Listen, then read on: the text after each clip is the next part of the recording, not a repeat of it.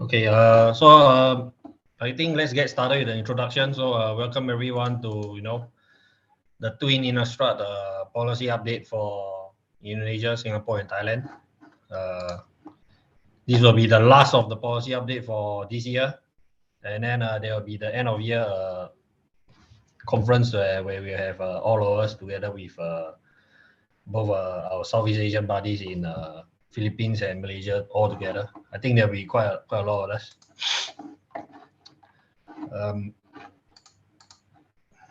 Okay, where's the forum?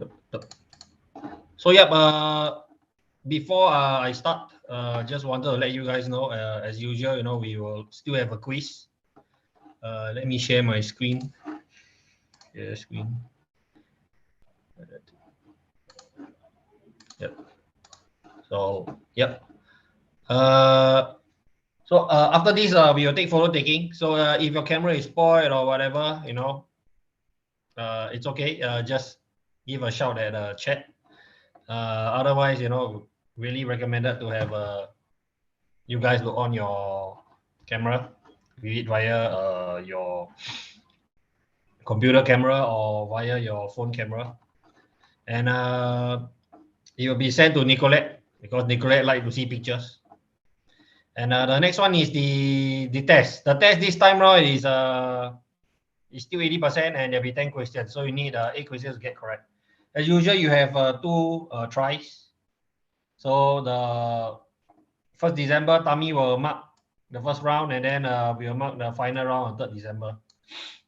I've also gotten your feedback on the difficulty on the D&D questions previously, of which I will go through the answers very shortly. So this time round is very much nerfed. It's not as difficult as the previous time round. The feedback form is mandatory, and you guys will also have to join at least 80% of the seminars today. So so I will just go straight into the explanation of the questions that were given during the quiz and feedback form the previous round for Dungeons and Dragons. So I'll go straight to the first question.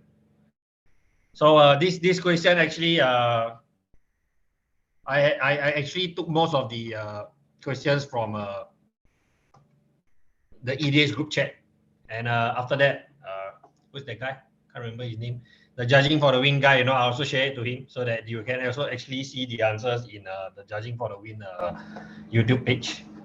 So right here, Alice activated the Book of Exalted Deeds, targeting her animated Faceless Heaven at 2 life. And then on his turn, Neil casts and resolves the Blood Moon. Then activates the Hex Parasite to remove the Enlightened counter of Faceless Heaven. Then Neil then attacks Alice with Hex Parasite, and Alice takes the damage. So what happens? So actually right here, this is actually a little bit of a tricky question, because if you look at Book of Exalted Deeds, the Enlightened counter and the gaining of you can't lose the game and opponents can't win the game, they are not linked. The Enlightened counter is actually used as a reminder only for you, which is quite weird because usually WotC actually have them both linked. So and also it's also our favorite Blood Moon question on layers, of which if I'm not wrong, Sugan will actually present layers in the end of year conference. So based on CR 613, which is our favorite layers, this is actually what happens to the Faceless Heaven. So Blood Moon will actually change the Faceless Heaven into a Molten first at layer 4. Then after that, you apply you can't lose the game and you can't win the game. So actually the answer is none of the choices. Okay, so I'll go to the next one. So Michael controls Adult Gold Dragon and casts Fury, and it resolved. One controls the Grandmaster of Flowers and 7 Loyalty and a tap Dungeon Crawler. How may Michael resolve the 2nd damage ETB ability of Fury? Okay, so I'll just go straight to the answer. So basically, it's actually one optional part of the rule right here. If a rule or ability instructs a player to choose any number, that player may choose any positive number or 0.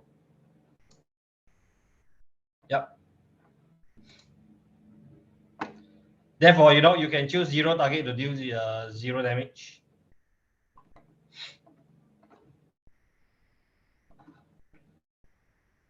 And also previously this selection of 0 wasn't part of the rules. It happened with Vivian Akbo Ranger. Yep, I think it's a plus ability. Okay, so the next one, basically a suspend question. Urine attacks Riccardo with Dry Arbor. Riccardo responds by casting Suspend targeting Dry Arbor, and Dry Arbor is put into Excel with Suspend and 2-time counters. After the last time counter is removed, what happens? So basically, this one is also a EDH question because, you know, and the question I got was they were arguing and they were saying the guy who cast Suspend say, no, the guy who has Dry Arbor, after coming back to play, he said he has haste, right? But actually, this is a problem of do not always rely on the whatever is printed on the card, even though the card is new. Always rely on the Oracle text. So yeah, so actually the when you look at the CR, Suspend is actually this whole chunk, and then basically yes, this part. If you cast a creature spell this way, it gains haste. So you have to cast a creature spell. Dry Arbor is a creature, but it's also a land. Yep. So therefore the answer is Ewing cannot attack with Dry Arbor this turn, and Ewing has to play Dry Arbor when the last time counter is removed if able. Okay, so this part in the MTR, what I've done here is actually just copy the entire MTR portion on dungeons, and the rationale of this question is actually to have you go to the MTR, look up this entire thing, and match word for word. So because actually a long time ago when I was still I think in primary school, that's what my English teacher did to me to make me memorize how to do verb, subject, tense, error, and you know all those stuff. So I thought it is something that you guys I can try, and then you guys can actually have this commit to memory. So from the MTR 3.3 under authorized cards, this is exactly what you have right there. So dungeons are special type of non-traditional card. Players are considered to have copies of dungeon cards at all times, even if they are not currently in possession of the physical card itself. So any representation of the dungeon card is acceptable provided it does not cause disruption to the play area or tournament, or does not misrepresent the correct progression of dungeon card. So basically, multiple players may simultaneously make use of the same dungeon as long as the representation of each player's marker is clear. So I think this last sentence, it always comes up in EDH, where I actually have this group of players, 5 of them playing, and then they were in the dungeon of the Mad Mage. And I don't know why they all use the same colored dice to actually indicate which part of the dungeon they are. Then after they started arguing each other. So that's quite naughty. But you know, it's EDH, I cannot enforce this on them. But when they come and check with me how to resolve it, I basically show them this part of the MTR. And they're like, oh, okay. So the answer is none of the choices. Yeah. Because I do not want you to roll the die and simply pick.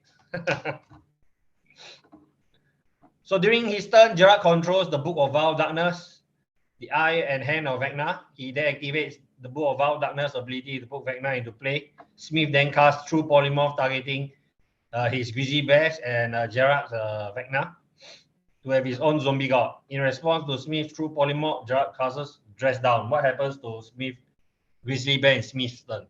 So actually, this particular question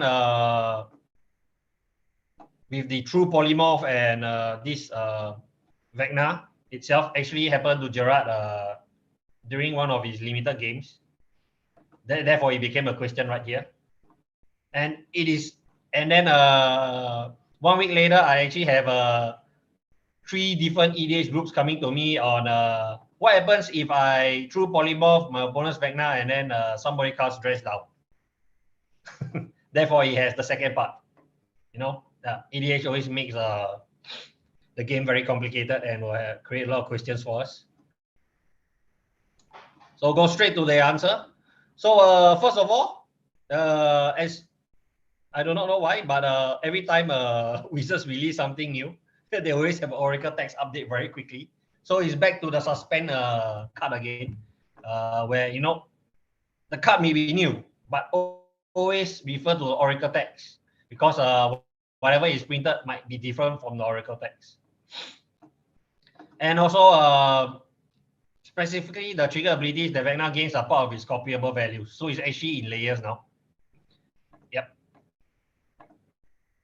So when copying an object, the copy acquires the copier values of the original object characteristics. So this is the part that actually is relevant for this question. So therefore, the Smith will have his own indestructible 8/8 zombie god and has both the trigger ability of the eye and hand of Vecna. Yep, because of this part on copying. So the latest IBG update, no longer latest anymore, in July 2021, a judge found a player unintentionally failed to review cards photo that he had photo at the end of the game. What should the judge do? So basically, this is an open-ended question, and then the hint I gave was just put the infraction, the penalty, and the remedy, like what we always do, when we called to the judge, to the table for judge call, and the players, made a mistake.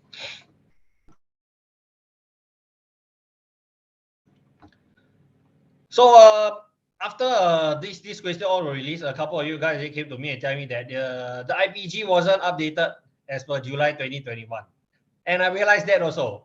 And actually, it got embedded in the MTR release notes in July after the D&D. I've already sent who's the guy, Toby Elliott, that hey, it is not in the IPG, but his reason was, hey, tournament hasn't restarted yet. But as we know, we just had a big tournament in Las Vegas.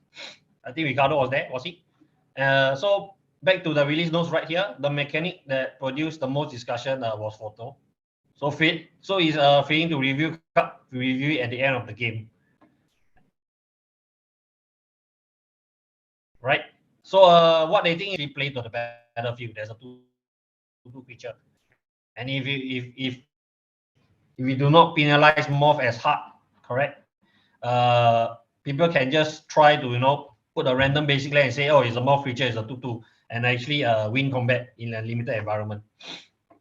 Therefore, the variable buff is not as potent. This basically is the meaning right here. So the cast was already reviewed, and unintentionally failing to review is headed as HCE with warning and no further action taken, which is basically what I'm looking for. Yep. Hidden card error, warning, and no further action taken. If I'm not wrong, Riccardo is doing a presentation on HCE also. Okay, so next, Tommy controls the lane of Sanctity and casts Lightning Bolt targeting Weijia. Then Weijia casts Chef Kiss targeting Lightning Bolt. Assuming there are no other creatures or planeswalker in the battlefield, what happens? So this is also another EDH question. Players like to play their ley lines. I don't know why they always have it in turn 0. And I never have it. I always have to pay 4 mana for it. And then, there's a sweet new card called Chef Kiss. So there's this Monolith guy that actually played Chef Kiss and was there actually buying a new loot from D&D because there's an EZ player. And then it wasn't Lightning Bolt, but I changed it to Lightning Bolt to make this entire example easier. Yep. So first of all, there are a couple of portions of the CR that is relevant here. So first of all, hexproof. Hexproof means that you can't be targeted of spells or abilities your opponent control. However, in 115.7a, if an effect allows the player to change target of spell or ability, each target can only be changed to another legal target. If a target can't be changed to another legal target, the original target is unchanged, even if the original target itself is illegal by then. Therefore, Tommy takes no damage and Weijia takes 6 damage. Means Weijia's Chef Kiss will Lightning Bolt his face. And Tommy say, perfect. So the next one, in the latest NTR release notes, electronic device usage is allowed in what about this? So basically, this stems from the creation of actually a companion. I think you guys have companion on your phone because now without what's it called, WER, if you want to sign up for a tournament, particularly all those Discord online tournaments, you actually need to use companion. It's quite nice and quite handy. I particularly like the die rolling feature. And so, previously you cannot have a handphone on your table and whatnot, but now you can, and everyone has to be able to look at it. So go straight to the answer. So now electronic devices are permitted, but players may not use them to access information that contain substantial strategy, advice, or information about an opponent's deck. Basically, you can't be like Modo. You alternate tab and then you go to MTG Goldfish and Google their name and basically search their name and look at the decks that they play to actually see what they actually usually play. If you guys ever play Modo. So the device used during a match other than a brief personal calls must be visible to all players. So you have to put your phone right there. Basically, your companion is usually used as a live counter if I'm not wrong. Or the roll your die. And then basically everyone must be able to look at it. So players wishing to view information privately on electronic devices must request permission for a judge. So usually when it comes to looking at Oracle text, they have to come and ask permission from us. So at competitive REL and professional REL, doing draft and deck construction, players may not use electronic devices. So this is the part on why I have all these so many choices. Because this can actually happen to any of us. It can happen to any of us because if previously in day 2 is considered professional REL for GPs. Yep. And of course, the head judge or tournament organizer of a tournament may further restrict or forbid the use of electronic devices during matches. Therefore, the correct answers, players are allowed to use electronic devices in all regular REL and both professional and competitive REL for constructed only. And of course, you can use it during your limited games when you are doing your matches. Okay, next. In a game of Commander, Tami controls Mind Flayer, which is dominating with just timeout. During his combat phase, Tami attacks Michael with timeout, and Michael responded by casting Divine Smite on Mind Flayer. So what happens? So basically, this question also happened. If I'm not wrong, Weijia was also there, and he was buying timeout, and there was a player playing timeout, and his timeout got controlled by a Mind Flayer. So we went to take a look at the board state, and it was quite. And basically, the players played wrongly. Yep. So continuous effects that affect a face-out permanent may expire while the permanent is phased out. If so, they will no longer affect the permanent once it's phased in.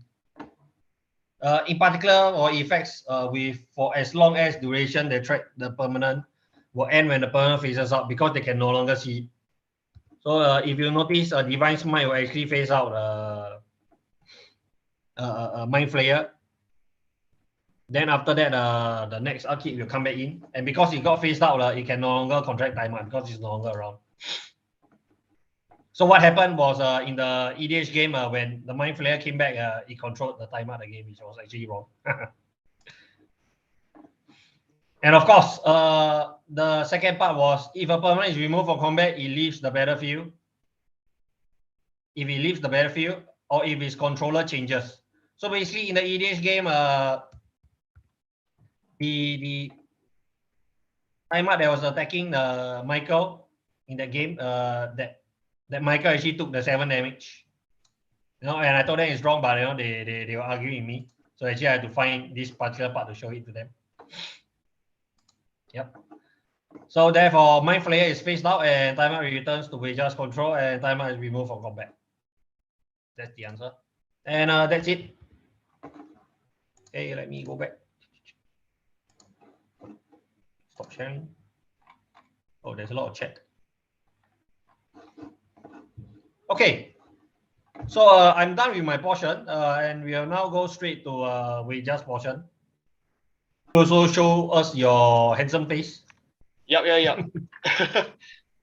Not so handsome. Yep. So after we just presentation, you'll be a break. Okay. Just to let you guys know, right? You can go ahead, Reja. Over to you. Thank you. Okay. Hello, everybody. Nice to see you all again. Welcome to the last and final policy and rules update for this year. So it's a Q4 of this year. Am I sharing my screen? Oh, sorry. I forgot to share my screen. One moment. Share screen.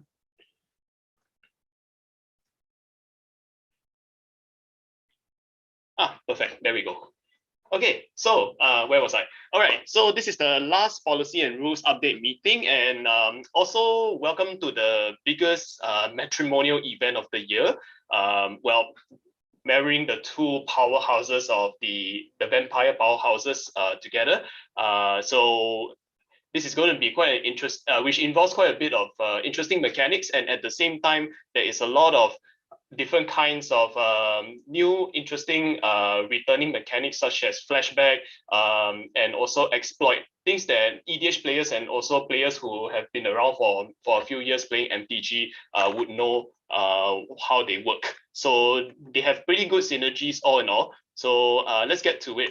So first things first, let's start with Midnight Hunt. So pretty interesting. There are a lot of different mechanics this time around, and one of the biggest returning mechanics this time is the double face card.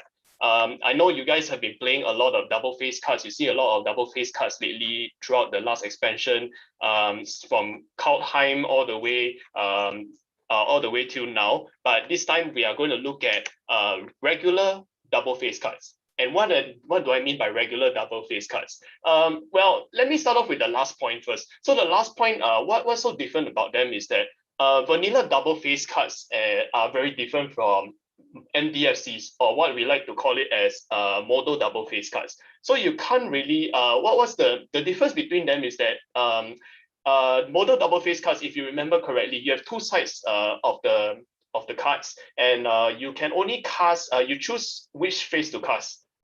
Which is quite a good flexibility in that sense. The second thing is that vanilla double face cards, you can't actually do that. You can't actually choose which face that you want to play with without any kind of like special instructions of sorts, such as the disturb mechanic, which I'll cover later, or any kind of special instructions such as transforming or turning up face up or face down. So one of the differences between the MDFC and DFC is that MDFCs you can't really transform because there isn't a way to transform it. Period. Yeah. So basically, there's no way to transform it at all. But versus a vanilla double face card, when they tell you to transform, then you will flip the card either face up or face down. Or literally, when like say you play a EDH card such as Isidron, when they tell you to face down, then you face down. But one of the important things to note here in terms of transforming and turn and the card telling you to turn face up or face down is that these are two different kind of actions. So turning a card face down does not mean that card has transformed. So any trigger abilities or any kind of effects that rely on the transform mechanic will not work in this case. So other than that, let's cover a quick basic about the double face cards, the regular ones, in case you forgot. So just a quick refresher here. So as usual, there's always double face cards. As they say, there are two sides to the coin, or rather two sides to the card in that sense. And the mana value of the double face card is always the mana value of the front face. So if you have a back face permanent, and then you copy that back face using some kind of a copy mechanic, the mana value is actually 0 in this case. And if you try to transform a permanent that has the instant or sorcery phase, which is a new part of the mechanic here in Innistrad here, the new Innistrad, where you have a double face card. It's not modal in that sense, but it has a spell ability at the back. Then if you try to transform that permanent into something that shows it on the back face, then it will not happen. And of course, if you are asked to name a DFC, you can choose which phase to name it. Then you choose either one of the phase, but you don't do both. And there's a bit of an interesting part about this. So why I say it's interesting is because there is also a new mechanic that goes together with the double face cards. One is called a day bound and a night bound. So I'm going to break it down really easily for you guys to understand. Day bound and night bound, as you know, we have our day and night, and the day and night cycle here in the game terms in MTG, it always starts as neutral. So whenever you start the game, there's no such thing as, oh, it's already day or it's already night. It's just neutral. And if you play a card that has a day bound or a night bound permanent. So if you enter, like say you play a card that has a day bound and it enters the battlefield, and when it's neutral, then it becomes daytime. Vice versa, if you play a night bound, for some reason, it allows you to play a night bound and enters the battlefield when it's neutral, it's nighttime. And if it's daytime, and if the active player of the previous turn casts no spells during their turn, it becomes nighttime. And if it's nighttime, if the active player of the last turn casts more than 2 spells, or rather 2 spells or more during that turn, it becomes daytime. So that handy chart there is easy for you to refer to in case you want to, in case you are still a bit confused. And when does daytime and nighttime happen exactly at this in this instance is the game will actually automatically check during the untap step. If you don't have any kind of special instructions that immediately turns daytime to nighttime, for example. And one important thing to note here as well is that once the game becomes day or night, it will continuously cycle back and forth like this for the rest of the game until the game ends, regardless of whether you still have a day bound or a night bound permanent. So it will still continue to day bound, day night until you end the game. Then it goes back to neutral when you start a new one.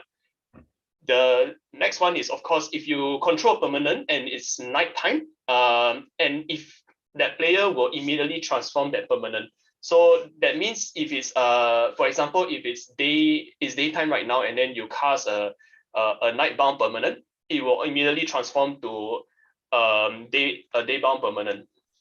So it happens immediately, and it isn't a state-based action in that sense. And of course, if you cast a day bound spell when it's night, it will be day bound on the stack, but will enter the battlefield as a night bound permanent. But one important thing here to note is that in this instance, this particular instance, it's not considered as a transform. So any transform effects will not happen or trigger for that sense. So what is the difference? You've seen this happen before in like those who have been around for at least 5 years or more will remember the first Innistrad. And the first Innistrad mechanic is rather similar to the day bound and night bound that you see right here, this mechanic. So what is the difference between these two? Well, same but different in this case. Both still are considered transform effects. So if you look at the left and the right is where the old version, the version 1 of the so-called day bound and night bound in this sense has this transform effect. So both of them still transform in that sense. So anything that results from transforming will still happen. And both have the same day-night symbols on the top left-hand corner of their cards. And they transform by flipping face up or face down in the same orientation. So day bound is always the top, and the night bound is on the bottom, or rather the back face of the card. But what's different between these two is that one is a static ability, the version 2 is a static ability, and the version 1 is a triggered ability. So as you know, triggered ability, it goes on the stack. It can be countered by things like Stifle, for example. But whereas when you are looking at the Midnight Hunt variation, it does not use the stack. And of course, it cannot be counted in this sense. But wait, there's more. What happens if, like, say, I have a neutral game right now, and both a day-bound and night-bound permanent enter the battlefield at the same time? Well, in this case, the game becomes day, and all night-bound permanents will transform. Everyone must wake up. So Moving on to this, now there's quite a bit of things to cover for the double face cards. Now let's move on to disturb. Now disturb is a pretty straightforward mechanic. In this case, what it means is that you may cast this card transform from your graveyard by paying cost rather than its mana cost. So in this case, as you know, it's an alternative cost. So I don't need to go into that too much. You guys are judges, you all should know. So when you cast a spell using a card's disturb ability, it puts on the stack with the back facing up, and it has all the characteristic of that face. And if you copy a permanent spell in this way, it becomes a token that's a copy of that back facing, even though it isn't a double face card. And the good thing about it is that the back face of each card with disturb has an ability that instructs its controller to exile if it will be put into graveyard from anywhere. So it includes going to the graveyard from the stack. So if the spell is countered after you cast it, then it will be put into exile. So pretty straightforward here. And then we move on to decay. So decay in this, well, I mean, in Innistrad, you got a lot of zombies, and zombies obviously will decay over time if you don't use them properly, or if you use them continuously. So yes, decay happens in quite a few of the tokens, especially the zombie tokens. So what is decay? So it basically just does not create any attacking requirements. You can choose not to attack with a creature that has decay. And when you cast a spell using a cast disturb ability, in that case, it still puts that card on the back with back face up.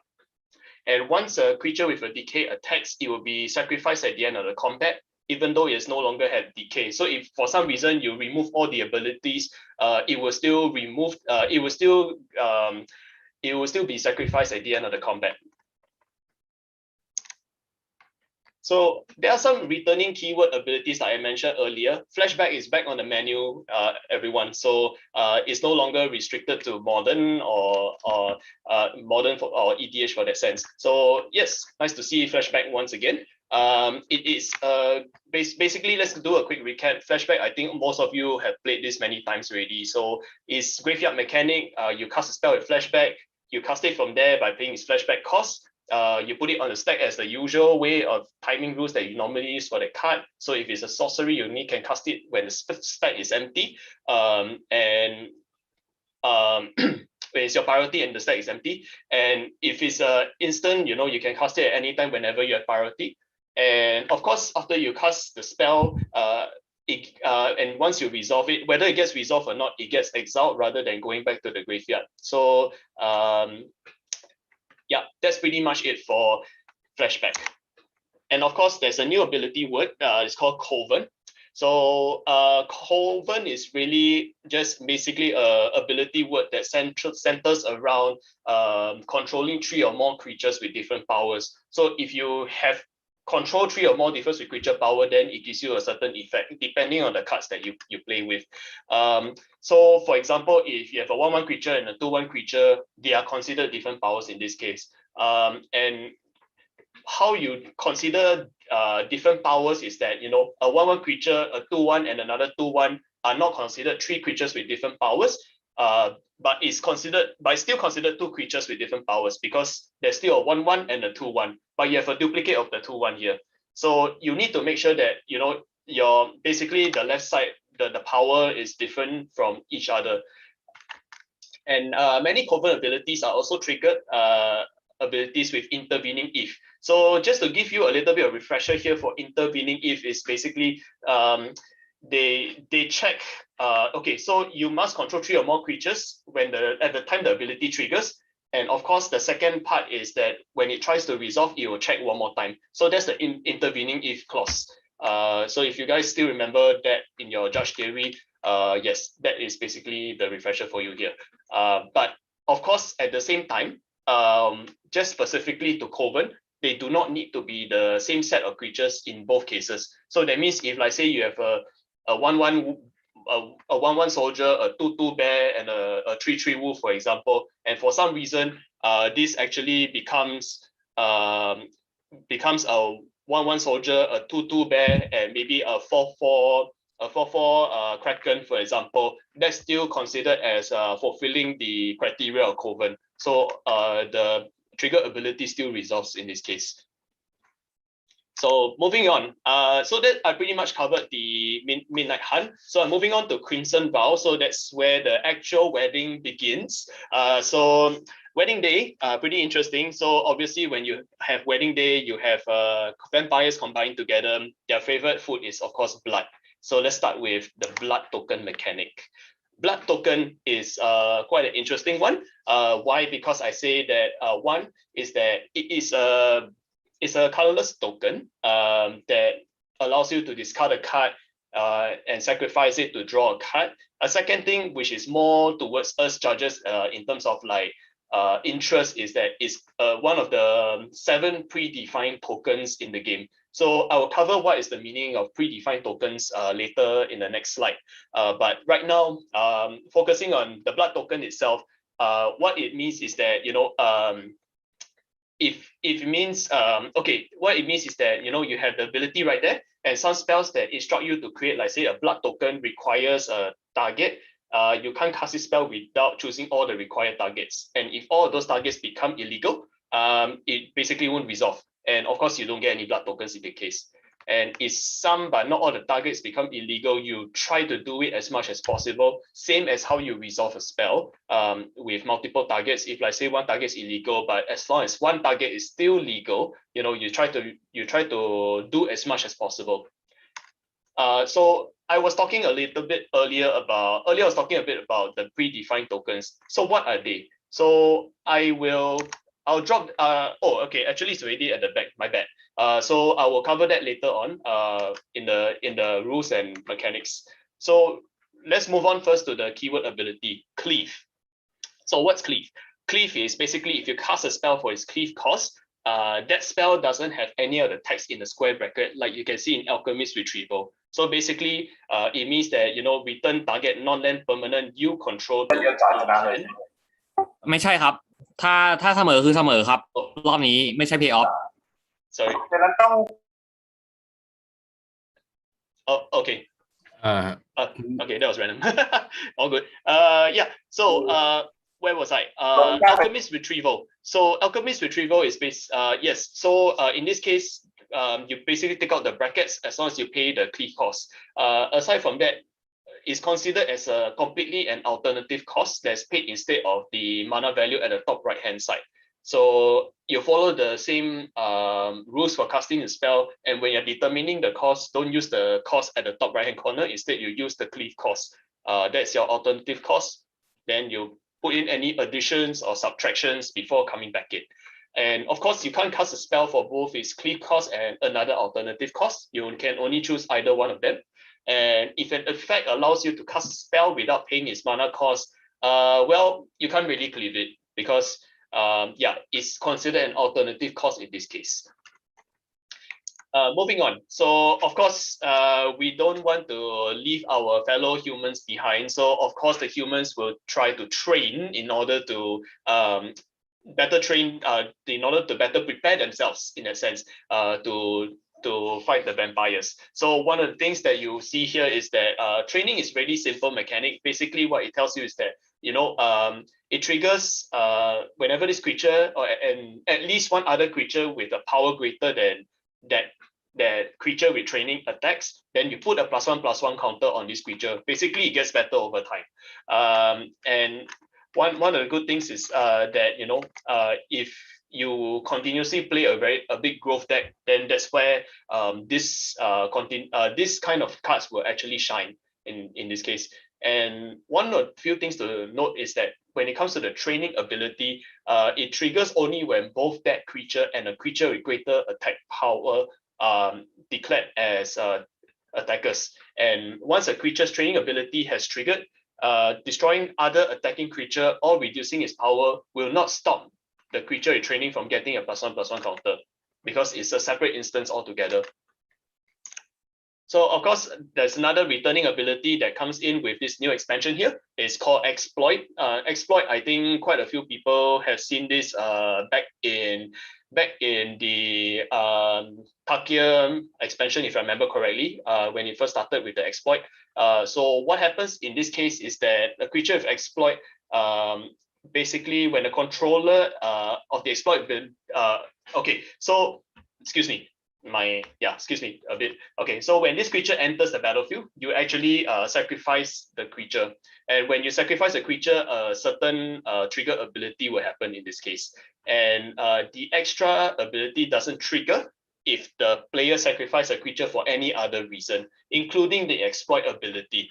And of course, you can sacrifice the creature with the exploit itself to actually get the exploit ability to trigger. So you can do that. It's quite an HO trick in quite a few instances of modern play back then. So yes, yeah. So moving on, we're going to Soulbound. Soulbound came in with the first Innistrad expansion, if I remember correctly, and it's actually one of the more powerful mechanics, especially when you play with, like, say, the double striking paladin in the first one.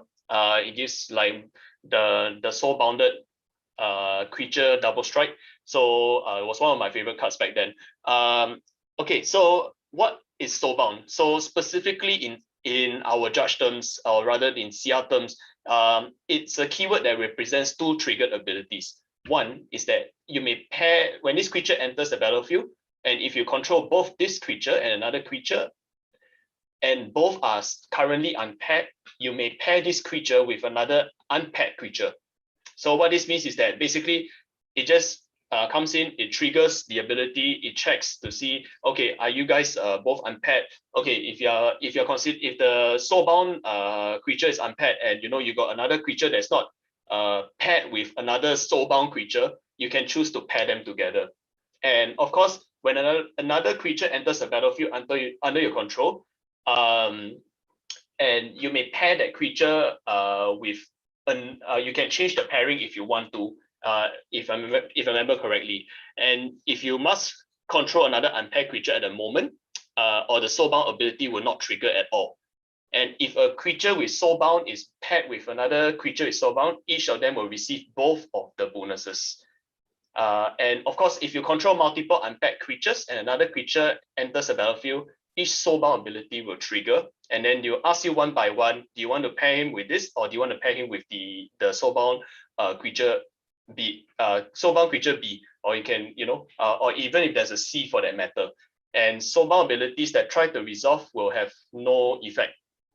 So if a paired creature is soulbound, loses soulbound, then it and the creature is paired with will still remain paired, unfortunately. So you need to blink it back in if you need to. So moving on to some of the notable card-specific FAQs. So these are, for those who didn't attend the last conference, I recently changed this to be a little bit more interesting, in the sense that I went to scour a little bit more about the most commonly asked judge questions, or questions asked to judges on the MTG Judge Facebook group. There are some of them are pretty interesting. So I brought them up here for a little bit of like some of the interesting mechanics that we like to see in between card interactions in this sense. So moving on to the first one, which is Tovola. Tovola is quite a powerful card in terms of like in the werewolf deck. So one of the interesting things is that one player actually tried to play Tovola with Hans Eriksson.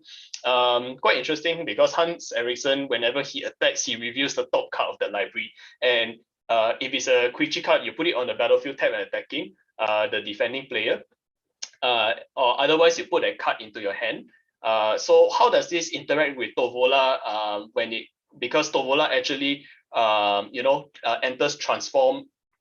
Does it enter transform or not in that sense? So in this case, well, the question here is that it is currently night time. So for example, if it's currently night time and I attack with Hans Eriksson, I reveal Tovola off the top of my library. Does he actually enter transform and kill Hans? So this answer is basically yes, because it's night time, and Tovola's day-night bound ability forces it to enter transform. As you remember from my earlier explanation about the night and day bound, as long as it's nighttime and you try to enter day bound, it will immediately transform into nighttime. So when you transform, then Tovola will actually trigger and fight Hans Eriksson, and he dies lah. contrarily to popular belief that Safi dies first. But okay, in this case, Hans dies first. Yeah. So moving on to the next one. If I have Tovola on the field and one MDFC creature, one DFC card, and Masswood Nexus on the field, can I transform both creature cards at the beginning of my upkeep? Well, no, not really. Only the regular DSC card will transform. If you remember correctly, and DSC cards, remember from my earlier explanation, NDSC cards can't transform in the first place. And if people do ask you like why they cannot transform, yes, double face cards and stuff. But usually, well, I mean, it is what it is. Basically, that's what the rule says. And if you're not sure, you can always refer them to the CR, which basically literally tells you that MDSCs cannot transform. Yeah. So moving on to the third one, if I have Rhythm of the WoW and then I cast Tovola and I have 3 other wolves on the battlefield, what will happen when it becomes night? Can I actually put a what +1/+1 counter, or I have 2 +1/+1 counters? Well, no. Transforming in this sense doesn't really trigger the ETB, and you can only trigger Riot when Tovola enters, and even if you immediately transform afterwards. So here's another interesting one for you. Ren and 7. I think you guys like Ren and 6 in the past, so he's back becoming a 7 this time. So there's quite a bit of an interesting mechanic that I saw. One of it is that how does it interact with the Gronok, which is the frog monster that you see on the right hand side. So what happens in terms of like if you try to +1 Ren and 7, when you use the top 4 cards and change the zone, using +1, do I have like if I have Gronok, and would the trigger ability actually put the code counters and exile those permanents? So in this case, yes, but yes, it will, but the cards that are reviewed are still considered in the library. They have not changed zone in this case because they are reviewed on the top of the library. And non-land cards are actually put into graveyard, and any permanents among them will actually trigger the frog.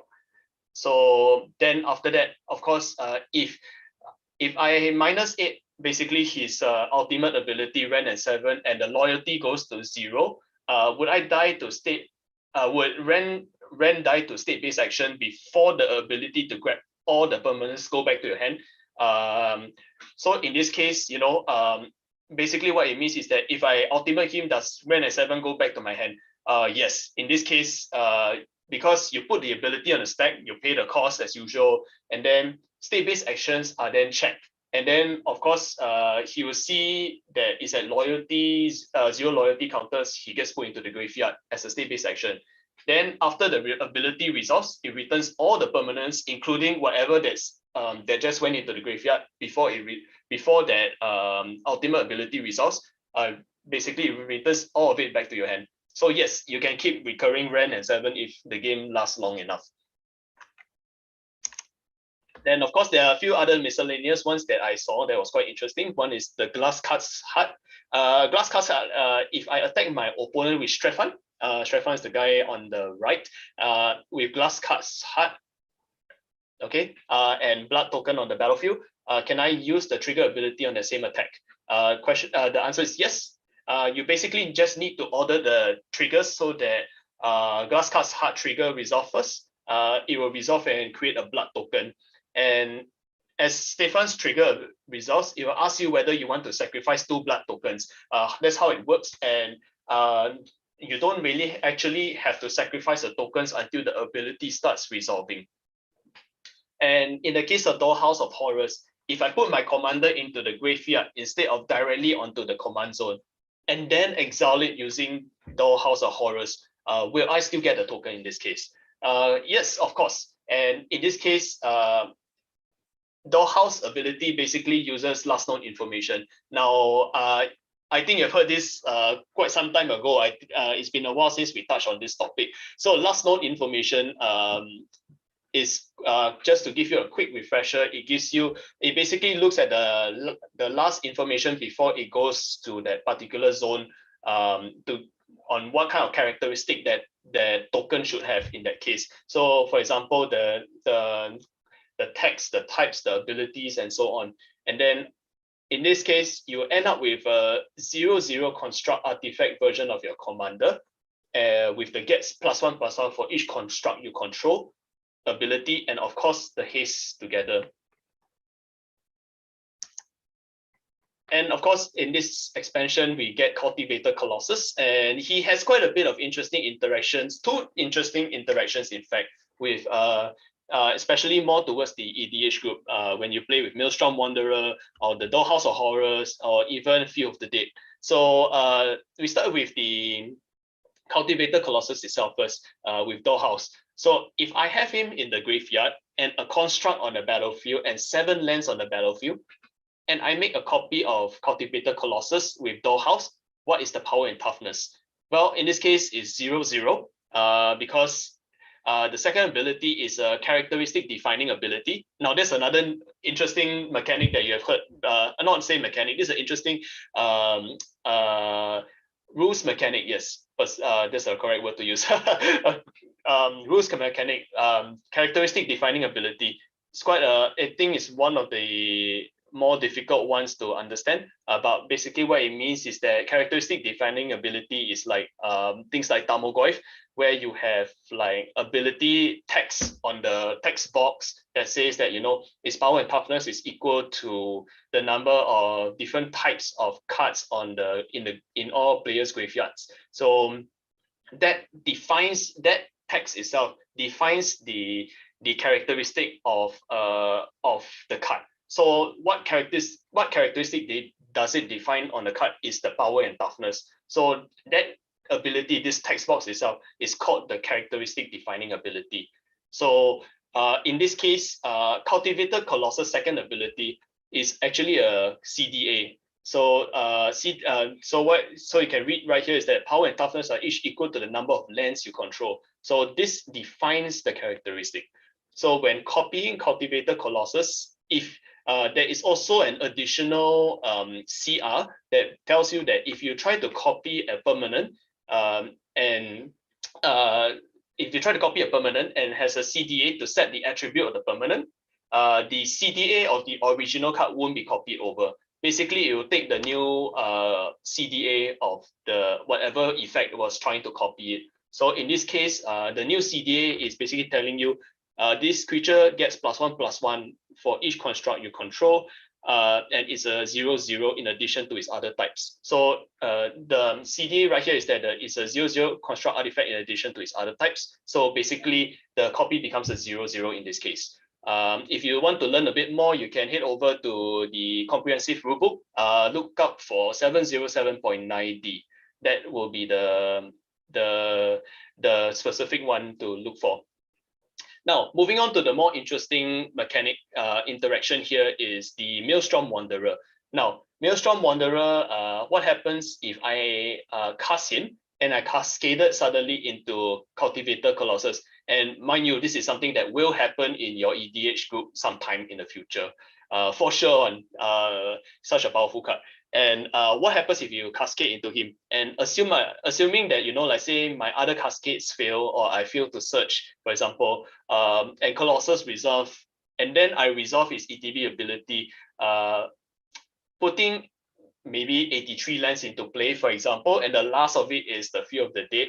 Do I make 1 zombies or do I make 83 zombies? Well, in this case, you only make 1 zombie because it doesn't see Field of the Dead itself. As if you read it correctly, is that it says whenever Field of the Dead or another land enters the battlefield under your control, then something triggers. But in this case, is that it only triggers when Field of the Dead is on the battlefield, or if Field of the Dead is already on the battlefield and another land comes in, then it will trigger. But in this case, because Field of the Dead is the last card, or rather the last land card to enter the battlefield, you only get 1 zombie in this case. Yeah. So moving on to the MTG and CR updates. Well, this time around, good news. There's not really a lot of updates this time around in terms of like the MTR or the IPG, but comprehensive rules a little bit here and there. So let's get to it. first things first, what actually changed for double face cards? So I did mention that some things changed for double face cards compared to the previous version. And not only because the difference is between the MDFCs and the regular DFCs, but DFCs itself has changed a little bit. In game, it still functions pretty much the same when you're playing the actual game on the board, but in CR on the back end, quite a few things have actually moved around here and there. So one of it is that, last time the mana value actually describes the mana value of the back face of a transforming DFC, and it's based on the mana cost of the front portion of the permanent. But now this time, because of the new Innistrad, we have DFCs that has spells on the back face. Remember when I was speaking earlier about the spells on the back face, and you can't really transform if they ask you to transform. So basically that is and also another one is also the disturb mechanic. So they included this as also they kind of amend that line to actually say that transforming DFCs now take the mana value of the front face specifically. Second one is that there's a new subrule that has been added, which is called 7.2.4b. It explains the characteristic of the spell with its back face up, and what happens if you copy the spell with its back face up. So if you remember when I was explaining earlier, you copy with the spell back face up. So the other one is the 712.7 and the 712.7b. The wording changes for casting DFC, allows casting with the back face up. Last time it was always casting with the front up in this case, because there was no mechanic, or rather no cards that gives you the effect to cast it face down directly. So now there's a possibility. They added this wording changes. And the last one, of course, is that this ability explains how to apply replacement effects. So as this permanent transform.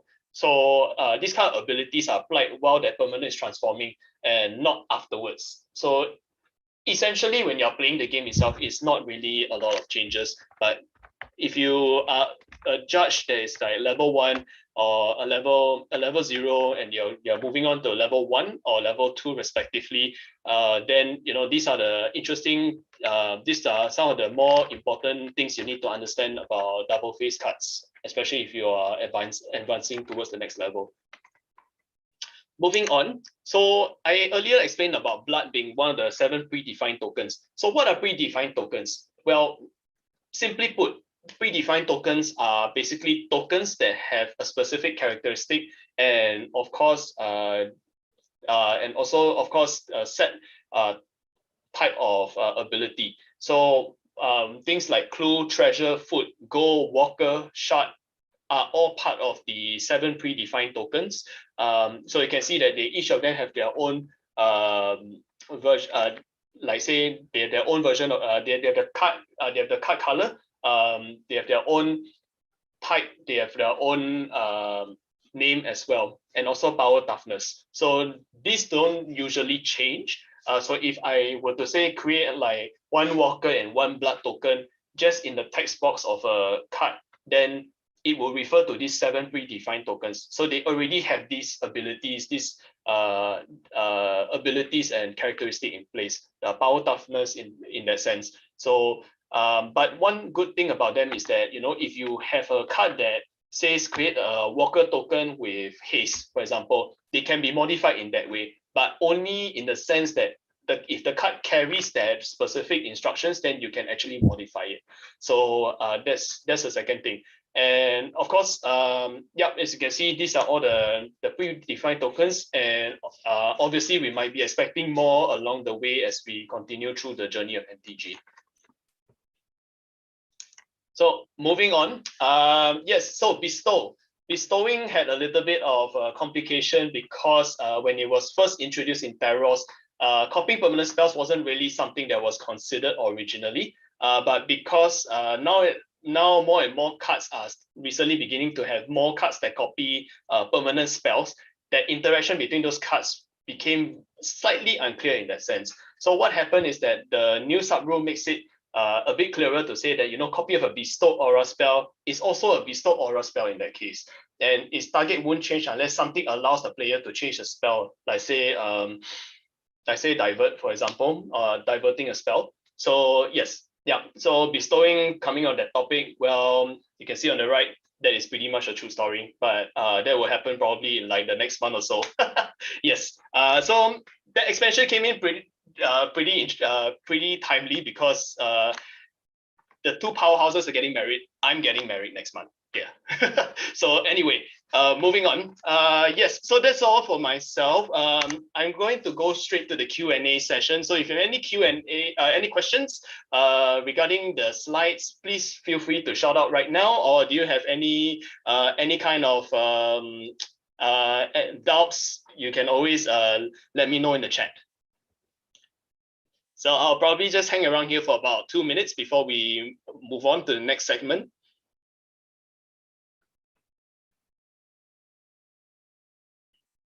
No, Andre, that's not my new chair yet. I've not moved into my new place. This is a fake secret lab chair, but I just got a new one.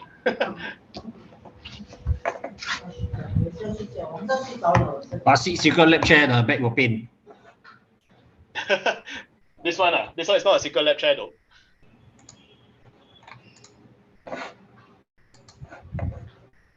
And thanks for the well wishes, everyone. No questions.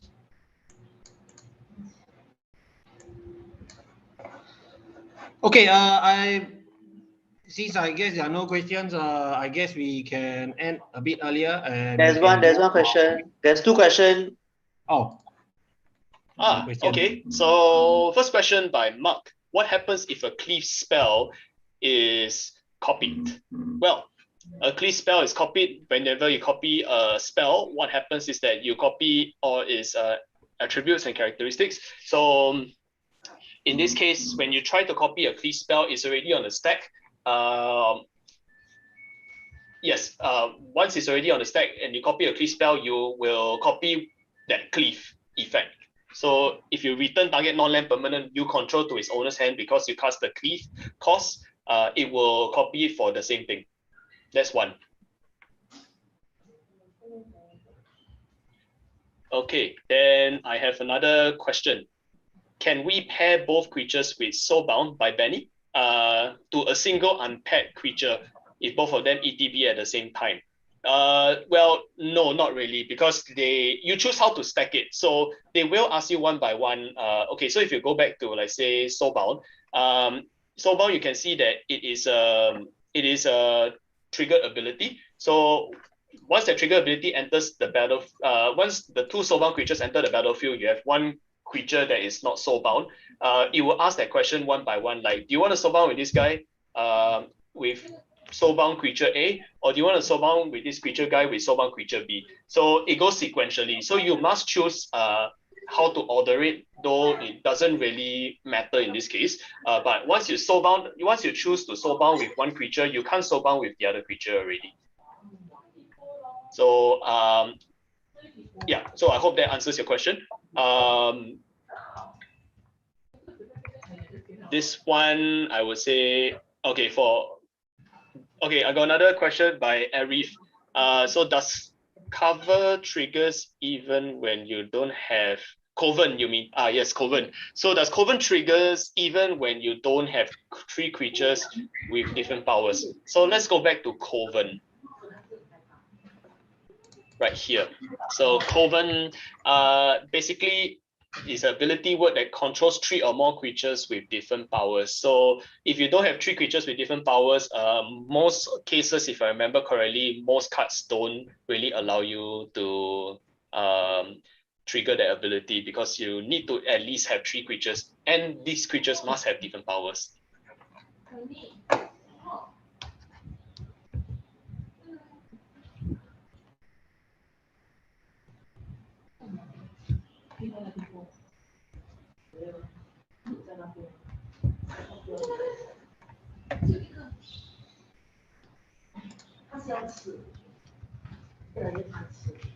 Yeah, thanks a lot for that, Patrick.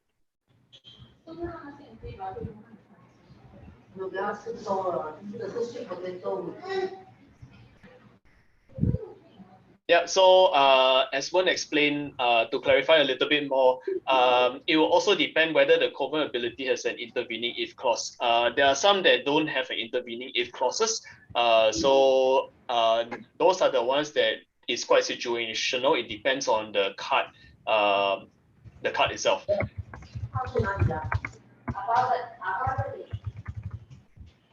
Okay, so I'll probably stick around for about a minute more or so if you have any additional questions.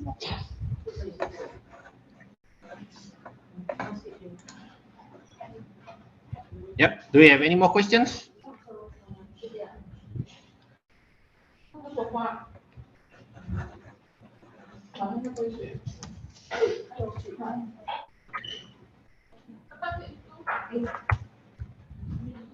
You guys will definitely be, curious. Shanin is doing something that Weijia has already gone through. But what Shanin is going to go through is going to be very in-depth.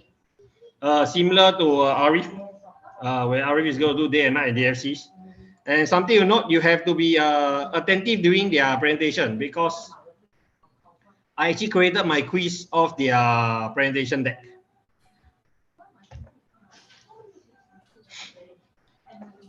And Shanin looks very ready to go. I'll stop sharing right now so that he can share. And I'll off my video. Yeah, Shanin, you can start. Okay, I just shared my screen. Can everyone hear me clearly? Yeah, I can hear you. I can see your screen too. Very good. Nice, nice. Okay. All right. Good afternoon, everyone. I hope you're all are doing well.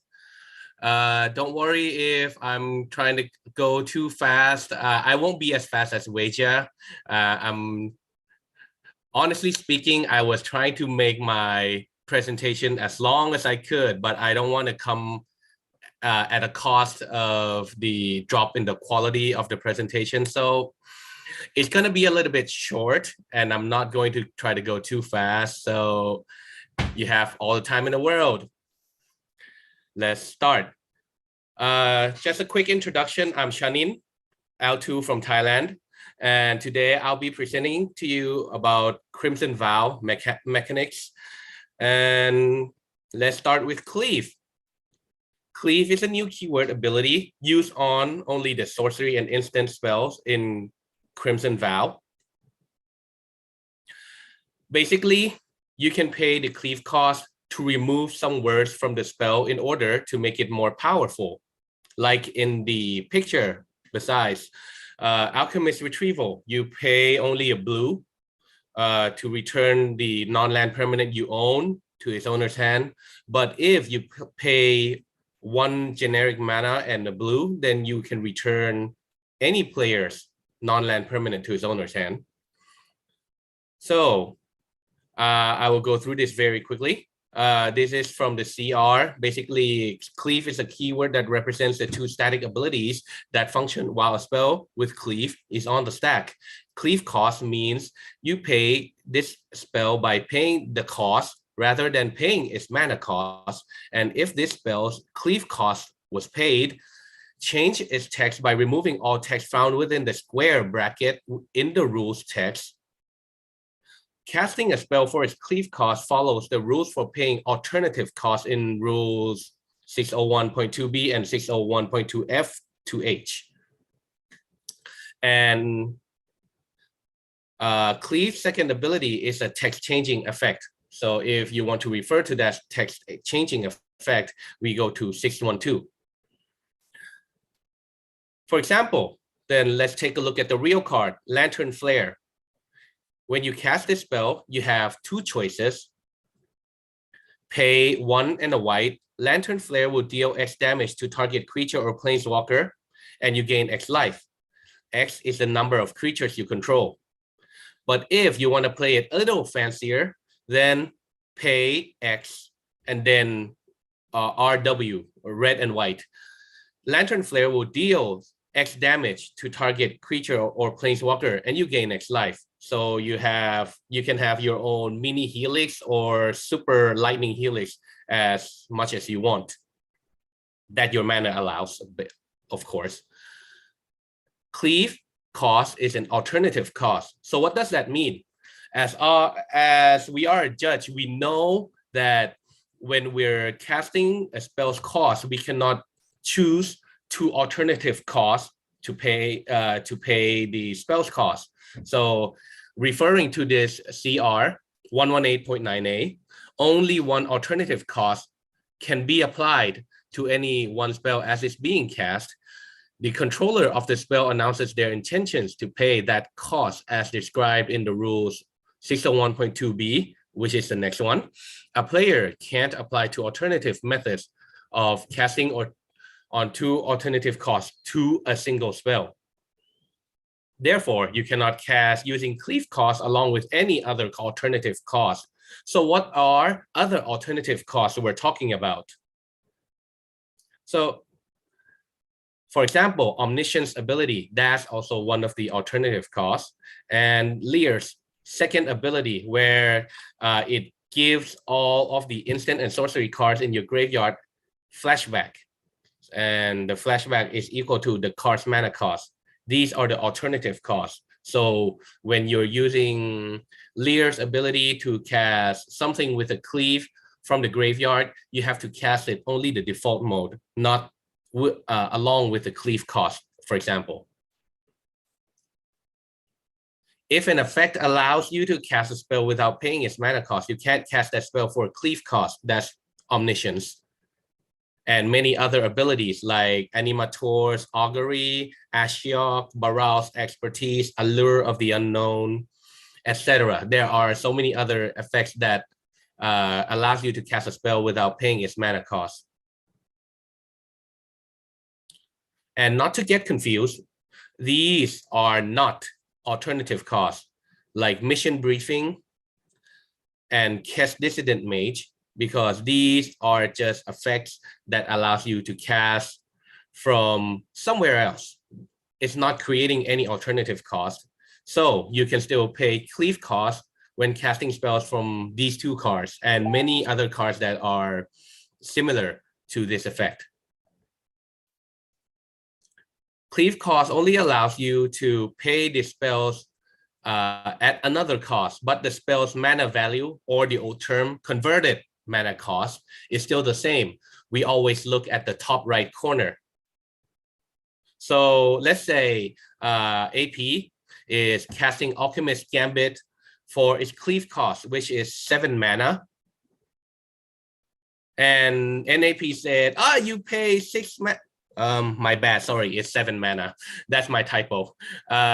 So NAP is saying you're paying 7 mana for this spell. I counter it with Disdainful Stroll. Nope, that's wrong. You cannot do that. So just always remember the mana value is always the top right corner of the card. And just some fun fact, somebody probably paid the cleave cost in the CR. So there is a random F appearing on the cleave part in the comprehensive rule, the latest version. I'm not sure we'll get the revelation whether that F stands for anything in the next version. Who knows? And lastly, a quick tip: when you try to read a card to someone else, don't just read it straight from the card, because reading the card with open bracket, closing bracket, that sounds very confusing. Just read the normal version and then read the cleave version. New said that so you cannot use improvise to reduce the cost for cleave. I think improvise is not alternative cost. I am not 100% sure, but we'll come back to that later. How about that? So that I don't have to go back and forth and check.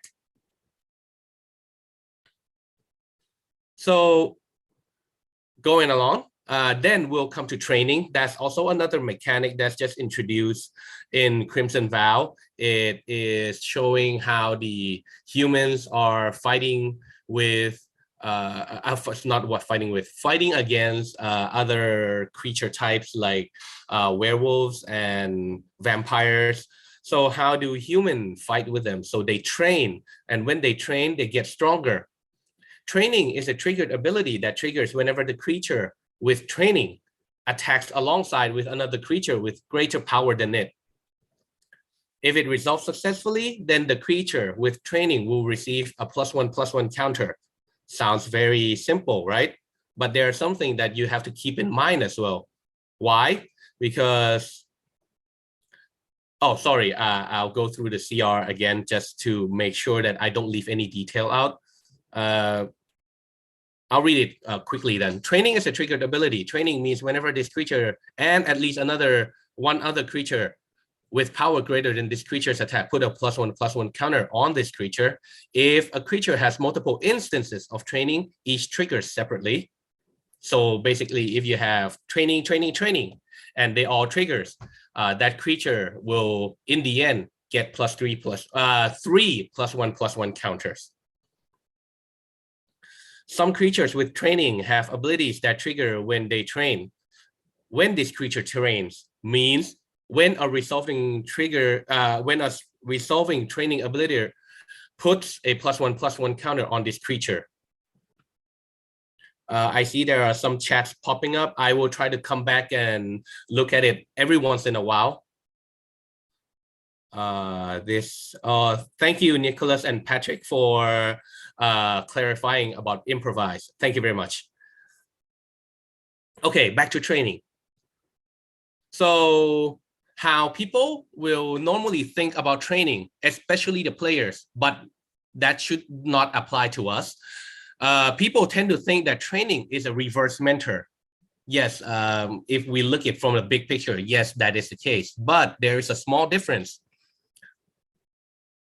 Note that this is not an if clause effect, and it also has no target.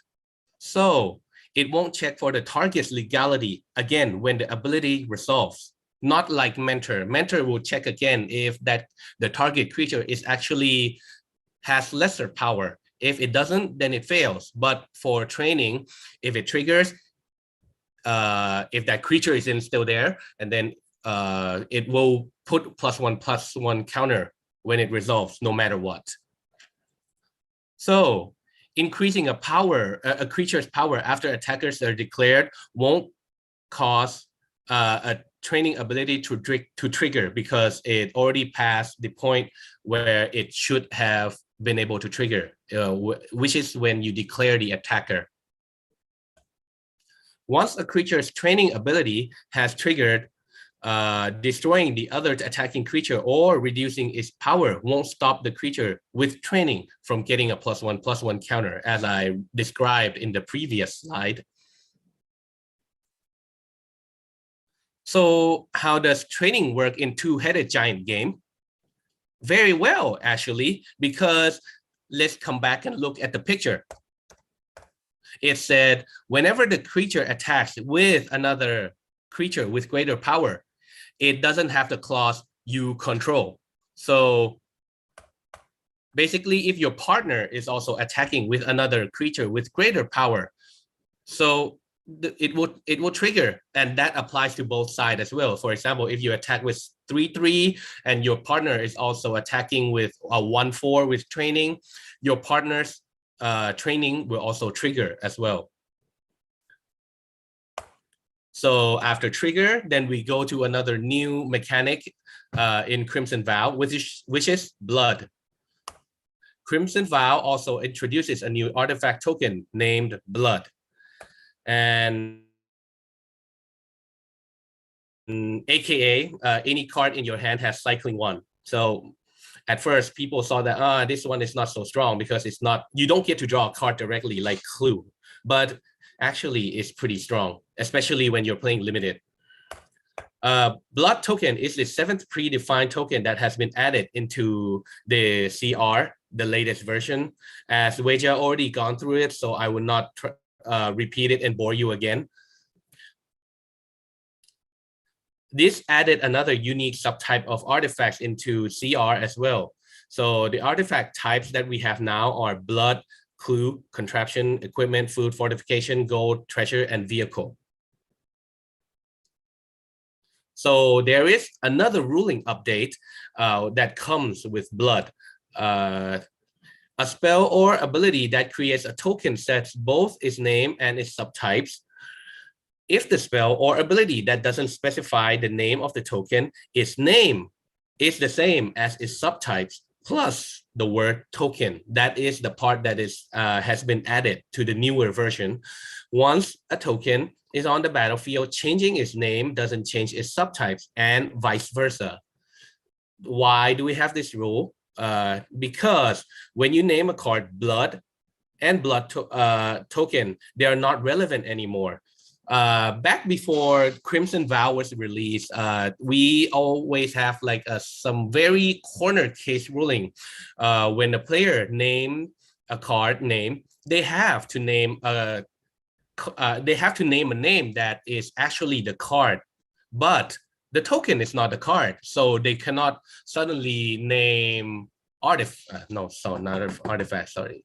I'll come up with something weird, maybe mirror token, something like that, because there's no card named that. But there are some corner cases that happened before in the past, which is illusion. We have illusion token, right? And we also have another card, which is also the split card in one of the Ravnica sets, where the right side has its name illusion. So the player can name illusion, and that effect will also affect on illusion token. So the ruling committee want to avoid this kind of corner cases again, and they don't want players to know all the card names by default, because that is virtually impossible. No one can name all of the card name in Magic history. So now, if you want to name, if you don't want the blood token to be activated when using Pithing Needle, you have to say blood token, not just blood. Because if you say blood, then it will go to the card name Flesh and Blood from Ravnica instead. So now when you name a card blood and blood token, they're not relevant anymore. It used to be. So if an effect refers to a blood token, it means an artifact that has the subtype blood. Even if it has gained any other subtypes, it is talking about the artifact with the subtype blood, not the name blood. You can sacrifice a blood token to pay multiple costs. For example, Yu-Gi-Oh! Kun is sacrificing the blood to both cycle my land away and also activate Anye ability.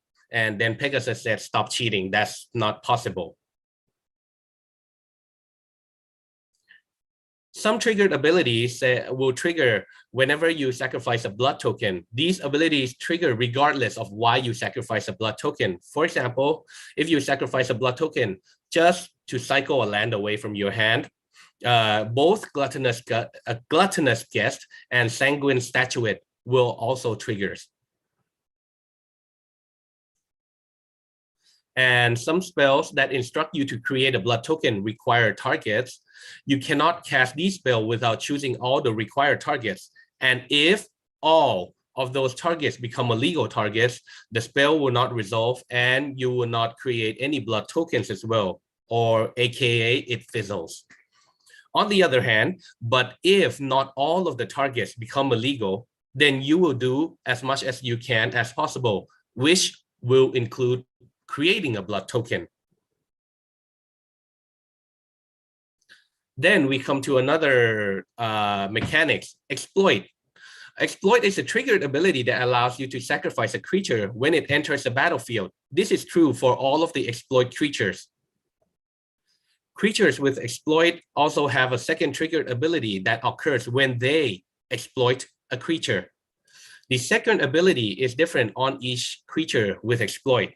So, for example, Diver's Job, when it exploits a creature, target creature's owners will have a choice between putting it on the top or bottom of their library. And a creature with exploit exploits a creature when the controller of the exploit ability sacrifices a creature as that ability resolves. So you choose whether you sacrifice a creature or which creature to sacrifice as the exploit ability resolves. Note, if an opponent wants to stop the bonus from the exploit to happen by removing a creature with exploit from the battlefield, this is the last chance they could do.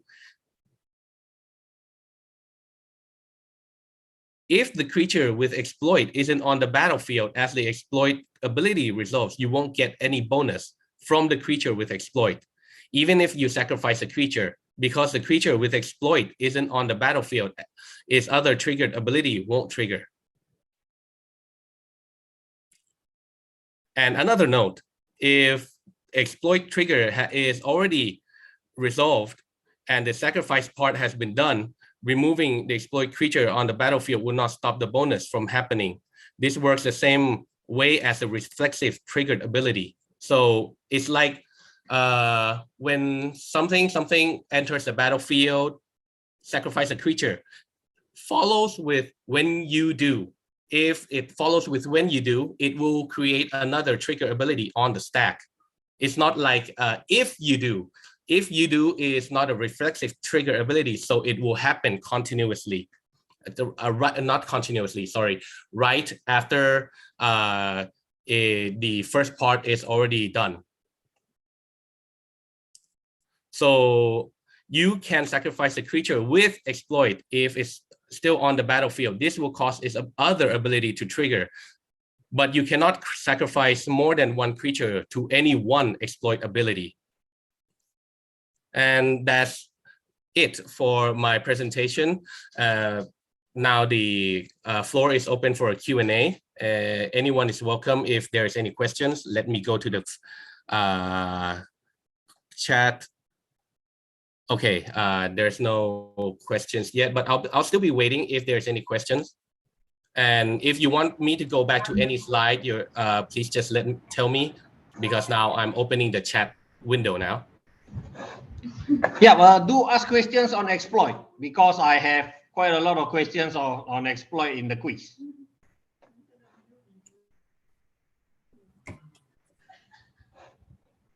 Anyone have any questions? I guess you guys are typing.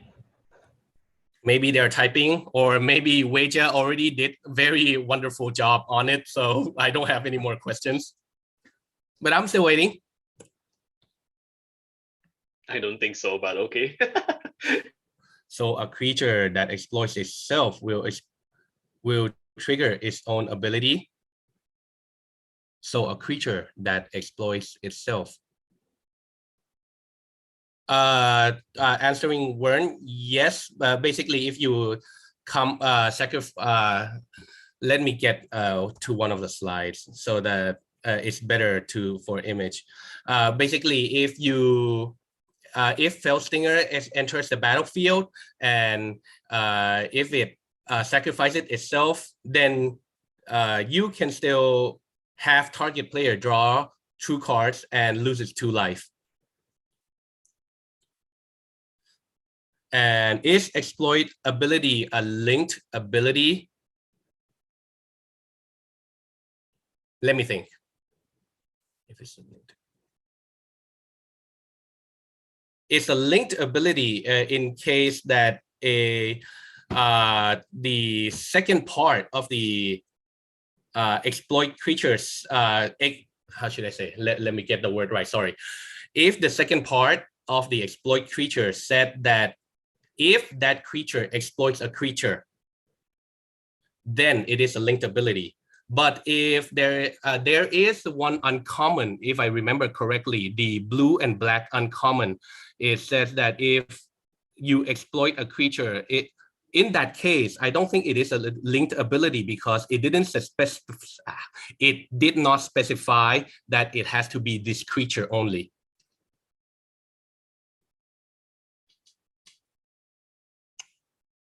Yes, the zombie maker, but sorry, I cannot remember the name. It is the multicolor blue and black uncommon. If you exploit, then you get a 2/2 zombie.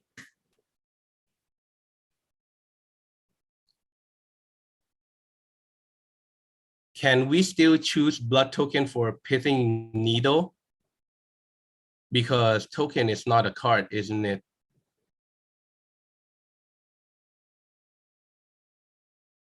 Yeah, wait. I don't think we can choose blood token because, sorry. Okay. Answering to Thumb, I do not think we can name blood token. I think I said that wrong in my presentation, right? If I said, then that's my my apology. But yes, actually, when you name a card, you still have to name a name that has a real card in the Magic the Gathering. So sorry, pithing needles, if it said name a card name, so you cannot name blood token.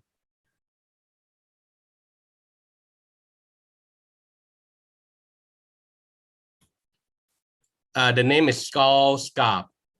Thank you, CJ. Thank you, Sugang.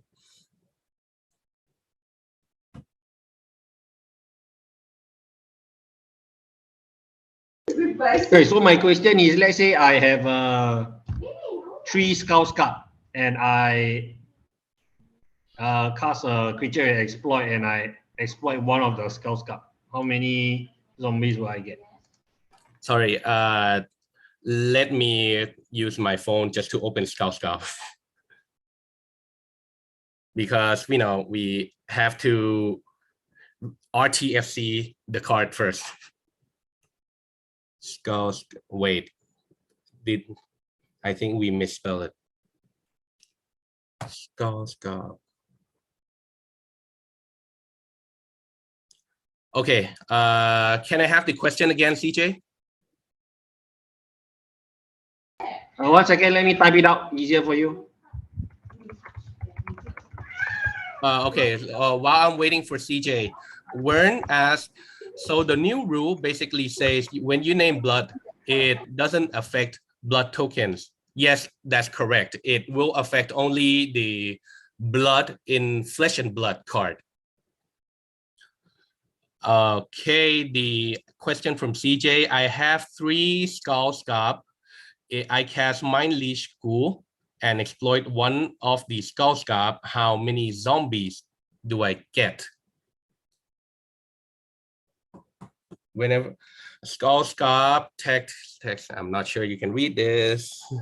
It said that whenever a creature you control exploits a non-token creature, then you'll get a 2/2 zombie.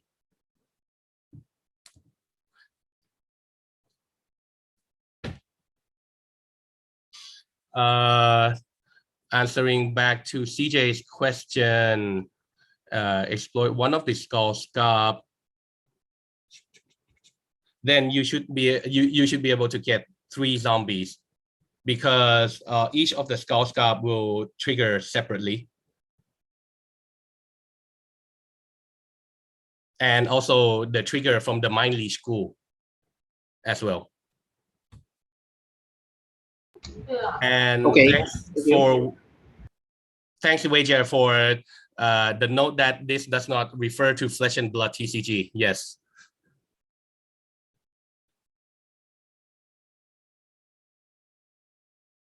CJ, you were about to say something? Oh, I see. Thank you. Okay. Yeah. Okay, so do you have any more questions for Shanin?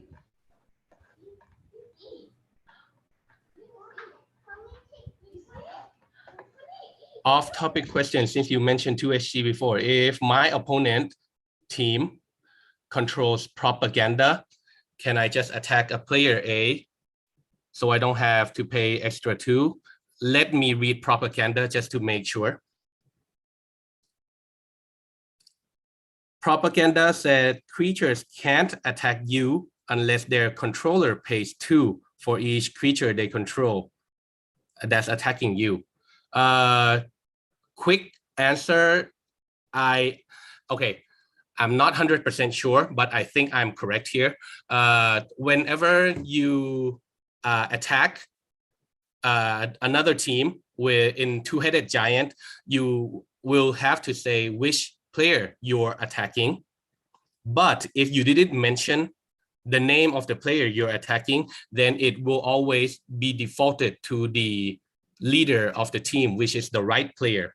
So if the right player is the one who is controlling propaganda and the person who is attacking didn't specify who they are attacking, then it will get affected by propaganda. But if the attacking player did mention, oh, I am attacking the left player, then yes, it will not be affected by propaganda.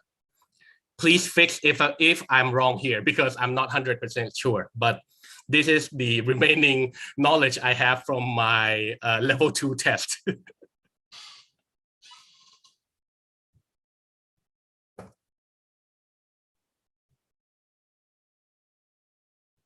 No one is fixing me, so I think I'm correct, right?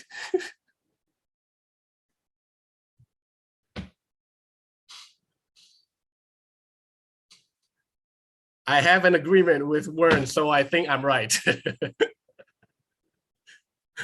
Or maybe we're not sure too. Yes. Yeah. I think that's the case because from the remaining knowledge I have from Two-Headed Giant is that if you do not specify any default target, the default will go to the right player, which is the leading head of Two-Headed Giant.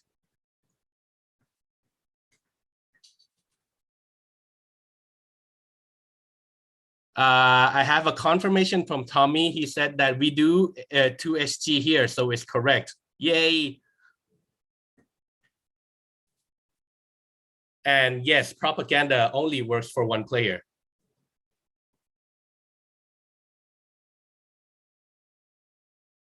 So any other questions? Still open? We have a lot of time.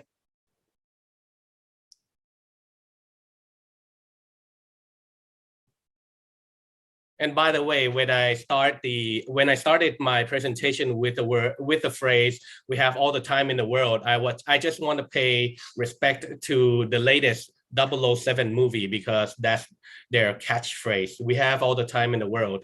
And the latest one, I really love the movie. Even though many people don't like it, I really love it. It's a very good close to Daniel Craig. Just my personal opinion.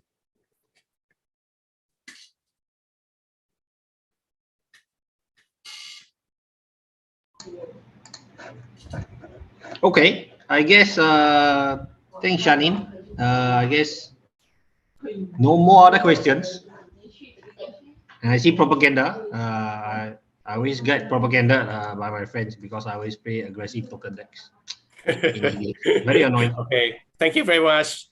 Yeah, thank you very much, Shanin. And yep, like I said, exploit is a big thing in the quiz.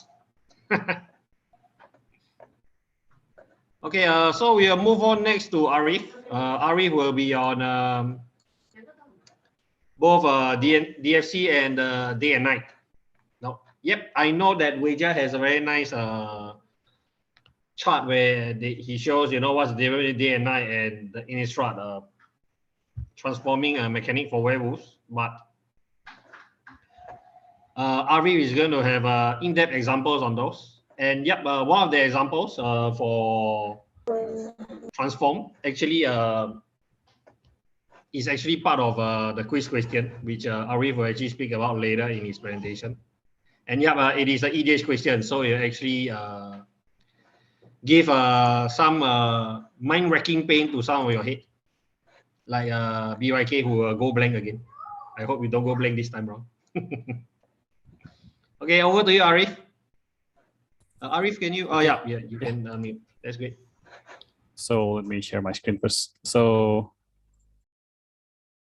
okay, guys, can you see my screen? Sorry, let me. Yeah, can you see my presentation, guys? Where's the chat? Okay, without further ado, let's start this presentation. Good afternoon, everyone. Quick introduction. My name is Arif Fauzi. I'm an L1 from Indonesia, and my mentor is Wendra. So if you guys see me making any mistake or fault conclusion, I learned everything from Wendra, and you can scold him. No, just kidding, Wendra. It's everything is on me. Okay. Okay, let's start the presentation. Today, I will be presenting to you guys about transforming into day and night and a double face card. Like CJ said, Weijia has already covered some of the general parts of double face cards, and some of my presentation will explain more in depth. So I hope this won't get boring. Okay, let's start. There are two types of double face cards. The first one is transforming double face cards, and the second one is model double face cards. Transforming double face cards have an ability that allow them to transform itself when it's on the battlefield, or let you cast them or enter the battlefield to transform. While model double face card have two faces that are independent and cannot transform.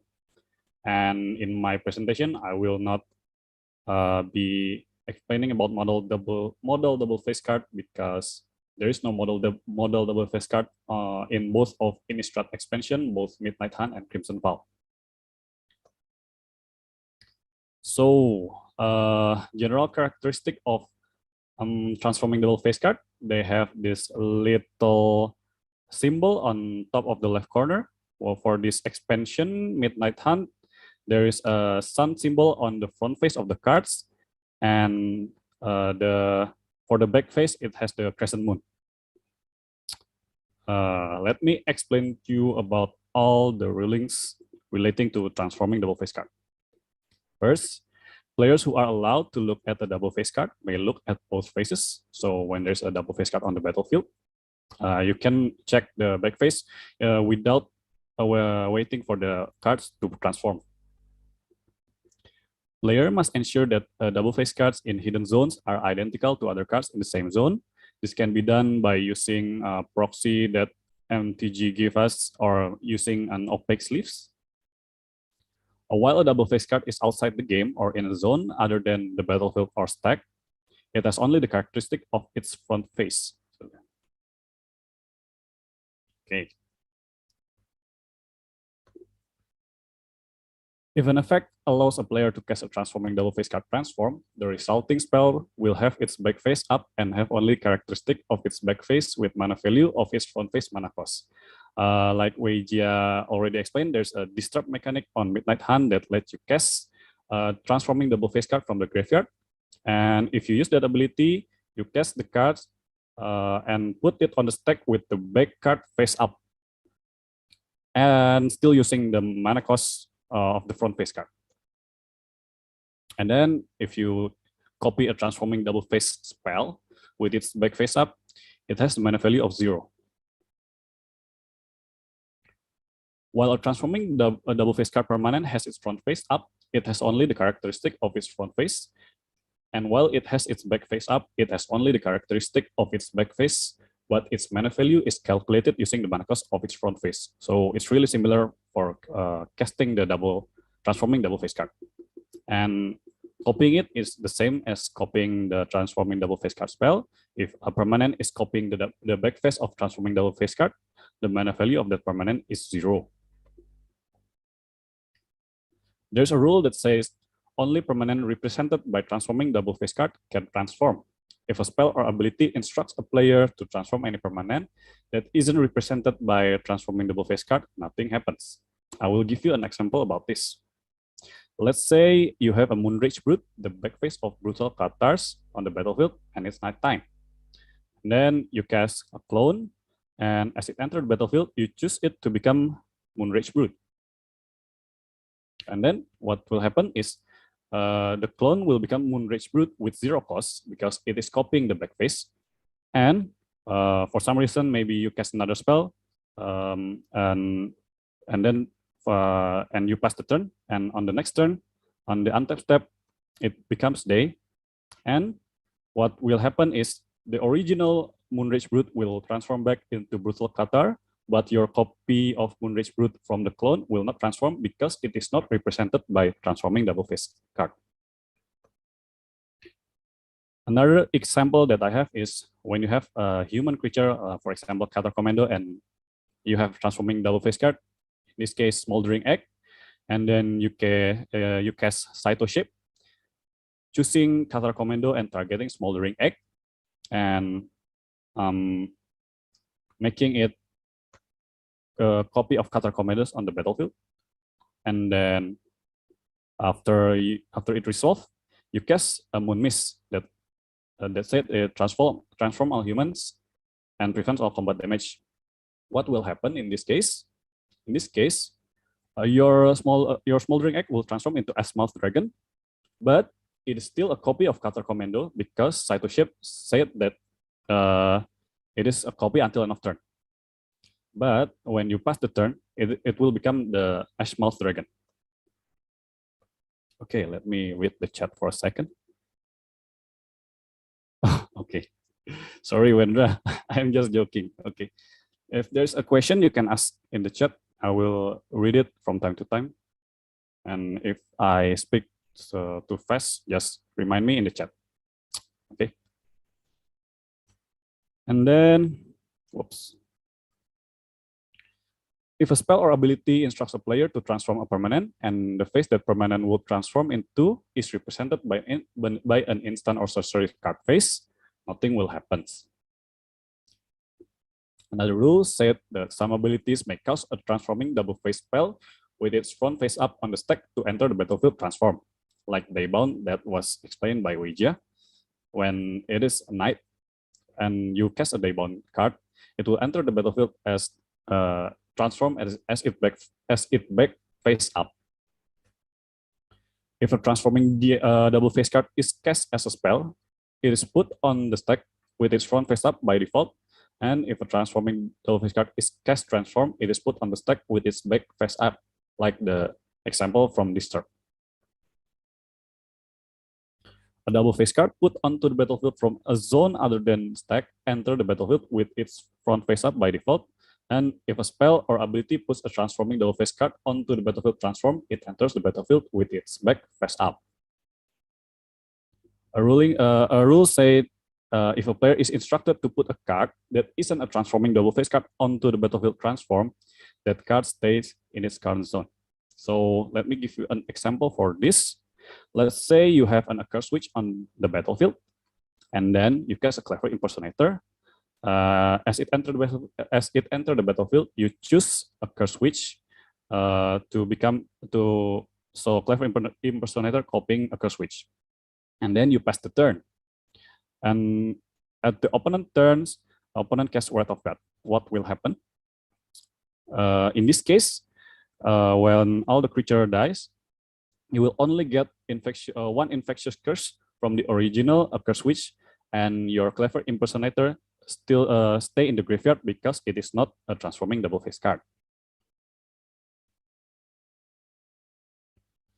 If an effect allows a player to cast a double face card as a face down creature spell, or if a double face card enters the battlefield face down, it will have the characteristic given to it by the rule or effect that caused it to be face down. That cards remain hidden.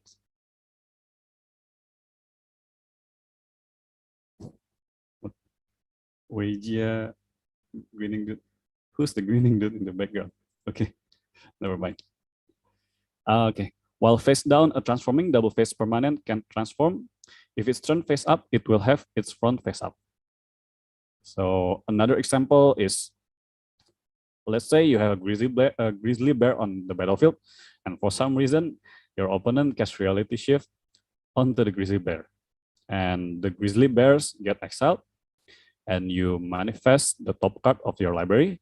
And as you check what card that you manifest, it is a Smoldering Egg. But because Reality Shift specifically said that you put it face down and it becomes a manifest to 2 creatures, the Smoldering Egg won't become the the Ash-Mouth Dragon as it enter the battlefield, and it become manifest to 2 instead.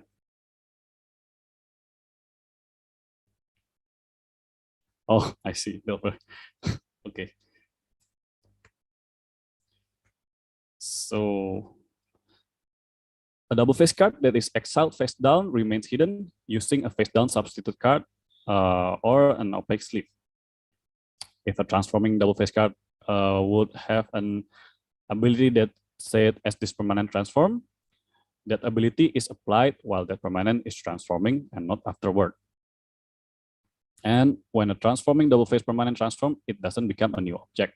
So when you give it something like +2/+2 or double strike or death touch and it transform, it will still retain the buff in the card. Double face permanents cannot be turned face down. And if a spell or ability tries to turn a double face permanent face down, nothing happens. Weijia has already covered this, but I will give you this example again. So let's say you have two creatures. One is transforming double face card, and the other one is a regular creature. For example, Enduring Angel and Bloodthirsty Adversary, and your opponent casts Ixidron. What will happen is only the regular creature will turn face down, and the transforming double face creature will not be turned face down. It is stay as Enduring Angel. That's all the ruling relating about transforming double face card. And now let me explain to you about transforming rules and how to transform a card. To transform a permanent, you need to turn it over so that its other face is up. And as one of the rules stated earlier, only permanent represented by transforming double face card can transform. Transforming permanent isn't count as turning a permanent face up or face down. So if there's an ability that triggers when you turn something face up or face down, it won't trigger. And some triggered abilities trigger when an object transforms into an object with a specified characteristic. Such an ability triggers if the object transforms and has the specified characteristic immediately after it transforms. If an activated or triggered ability of a permanent that is a delayed trigger ability tries to transform, the permanent transform only if it hasn't transformed since the ability was put onto the stack. For example, we have Elusive Tormentor that said that you can pay 1 and discard a card, then you transform the Elusive Tormentor. And what will happen if you pay this more than 1? What will happen is it will only transform once and it won't transform back into Elusive Tormentor because the rule says so. And then if a delayed triggered ability of a permanent tries to transform that permanent, the permanent transform only if it hasn't transformed since that ability was created. If the permanent has already transformed, the instruction to transform is ignored. The example for this is when you have an Archangel Assassin and Strionic Resonator on your battlefield, and then one of your non-angel creature dies, and then the Archangel Assassin will trigger, and you pay 2 to copy the trigger ability of Archangel Assassin. And you end the turn, and at the beginning of upkeep of your opponent, the Archangel Assassin will transform, and it will deal 3 to each other creature and each opponent, but it will not transform again to the original Archangel Assassin because the second ability because it's already transformed when the second ability tries to resolve, so it will be ignored. And the last section of this presentation is day and night. What is day and night? Day and night is a mechanic related to daybound and nightbound ability. It is a status that the game can have once the ability that gives the game its status resolved. When the game starts, like we just said, there is no status like day and night. It is neutral, and it will gain the status when a cards like, for example, all of the daybound cards enter the battlefield, or cards like the Celestus or Component Collector enter the battlefield, as it is specifically said in the ability that when the cards enter the battlefield, it is become day. After the game get this status, players need to keep track of this until the game ends. So, how does this day and night cycle works? First, when the game gains the day status, First, when the game gain the day status, if the active player in that turn doesn't cast any spells, at the next untap step, the day cycle become night, and any day bound creature is transformed into night bound creature. And if you want to change it back to the day cycle, the active player of that turn need to cast 2 or more spell, and it will transform back into day cycle at the next of untap step. In the multiplayer game that shared team turns like Double Head Giant, if the game status is day and there is no player in that turn, like both of you doesn't cast any spell, it will become night. And if it's night during the two-headed giant, one of the player need to cast 2 or more spell to become day again. So you cannot separate like one player casts only one and the other player casts only one. It will still become night. So one of the players need to cast 2 or more to become day at the next untap step. So how does this work with a daybound and nightbound ability? Well, daybound and nightbound ability represent static abilities. For daybound, daybound represent 3 static abilities. The first one is if it is night, this permanent enters the battlefield, transform. The second one is as it becomes night, if this permanent is front face up, transform it. The third one is this permanent cannot be transformed except by its daybound ability. Anytime a player controls a permanent that is front face up with daybound and it's night, the player transform the permanent, and this happen immediately and isn't stat-based action, so you cannot respond to this. And anytime a player controls a permanent with daybound, if it's neither day nor night, it becomes day. And for the nightbound represent 2 static abilities. Nightbound means, okay, sorry, I just read Michael chat, only the active player is counted, right? Yes, only the active player is counted on that turn. So when it's day, only the active player on the turn is counted if he's not casting any spell. And if it's night, only the active player need to cast 2 or more spell. So if the non-active player casts 2 or more spell and it's night, it won't change into day. Okay, back to the presentation. Nightbound represent 2 static abilities, and it means one, as it becomes day, if this permanent is back face up, and transform it.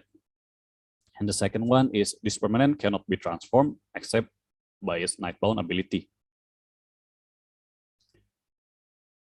Anytime a player controls a permanent that is back face up with nightbounds and it is day, that player transform that permanent. And like daybound, this happen immediately and isn't a stat-based action. And anytime a player controls a permanent with nightbound, if it's neither day nor night and there are no permanents with daybound on the battlefield, it becomes night. So this is the in-depth reason in earlier WG example when if somehow you can put daybound and the nightbound permanent together onto the battlefield and it's become day. So the rules say it specifically if there are neither day nor night and there are no permanent with daybound on the battlefield, it becomes night. But because it is put together with daybound on the battlefield, it becomes days. Okay, this is a unique interaction about daybound and nightbound. So for example, you have a daybound transforming double face card and a regular transforming double face card, and both of them are human. And then you cast a moon mist. What will happen? Let's say the game status right now is day. So when moon mist resolve, what will happen is only Hand Master of the Fells transform, because earlier daybound referred to 3 static abilities, and one of the static abilities said that daybound cannot be transformed other than the daybound ability itself. And Okay, let me read the chat for a second.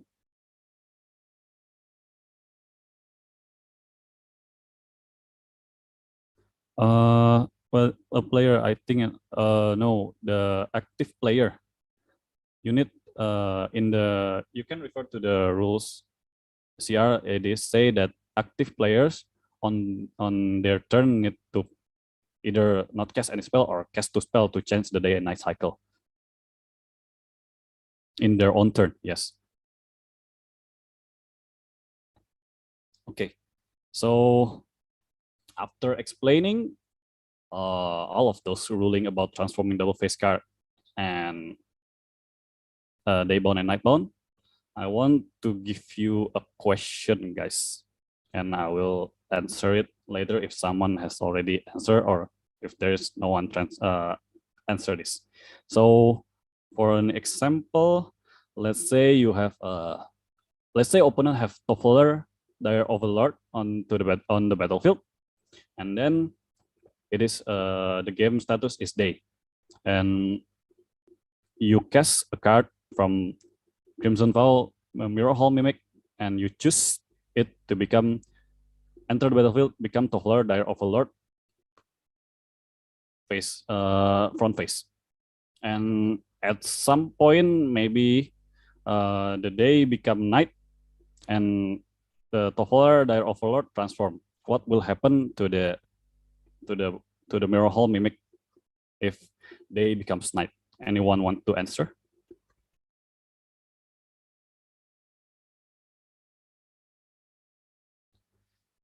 When it doesn't transform, said Tommy. It stays as the daybond as the daybond Toffler. So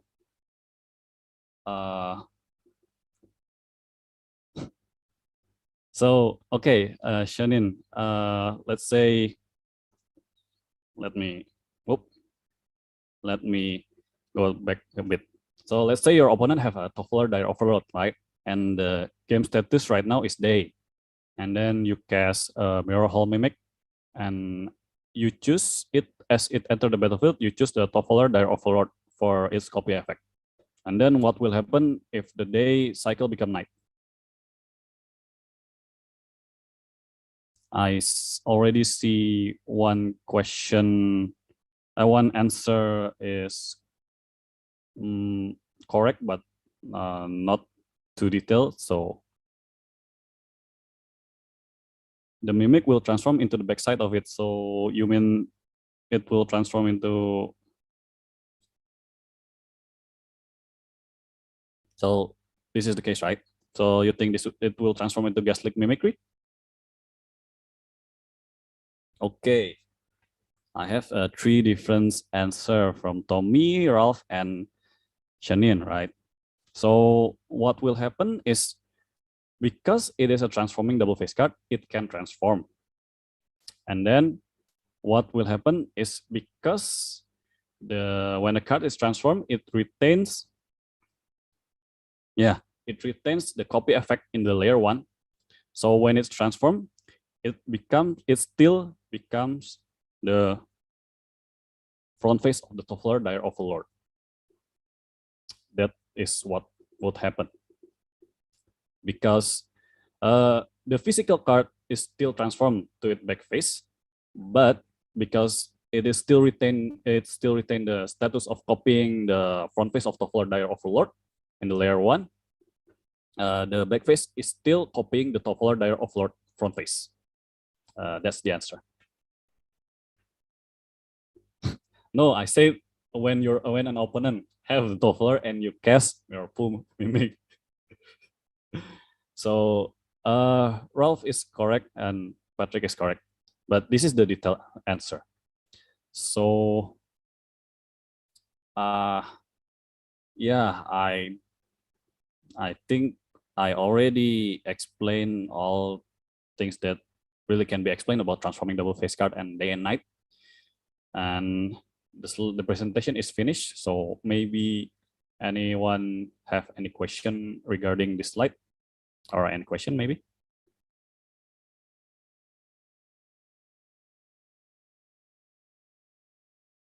Okay, let me go back to this one. All right.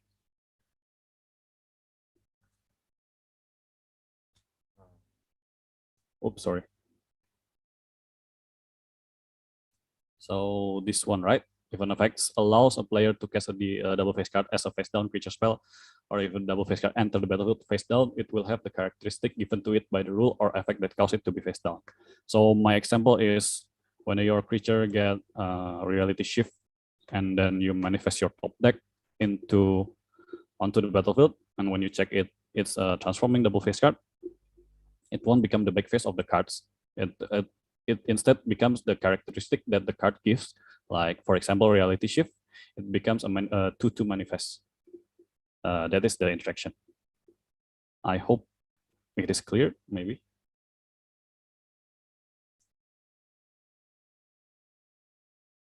Any other question?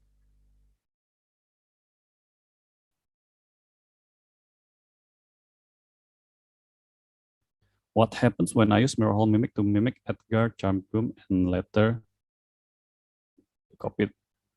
Okay, let's see. Let me search for Edgar Charmcoom first.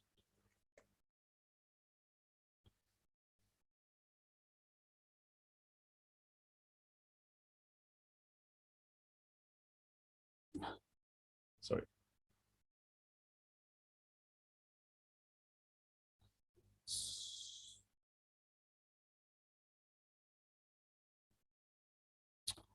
When Edgar Charmcoom dies, return it to the battlefield, transform. And then the Edgar and later the copied Edgar died.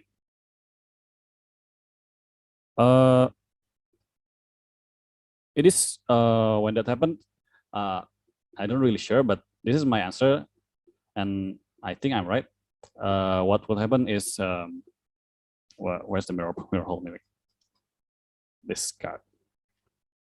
So it entered. It is said that it entered the battlefield transform, right, when it's died. So the copy will have the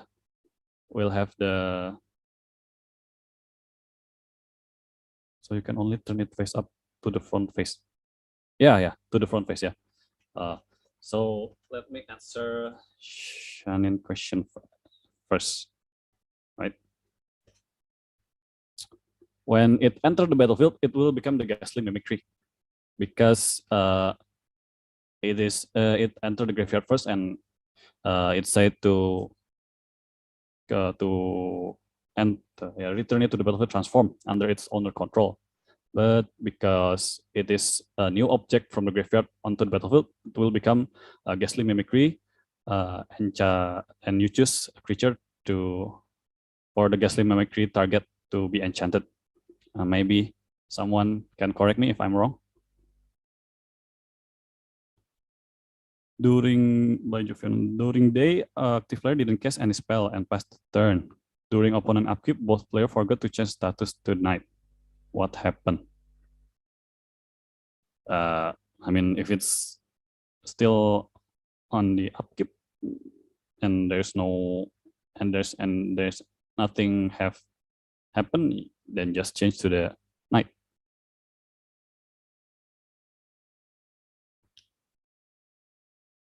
Yeah, I mean, as the example from before, I think that's the answer. It will come to the battlefield transform, but it will become ghastly mimicry because it is a new object from the graveyard. Let's say,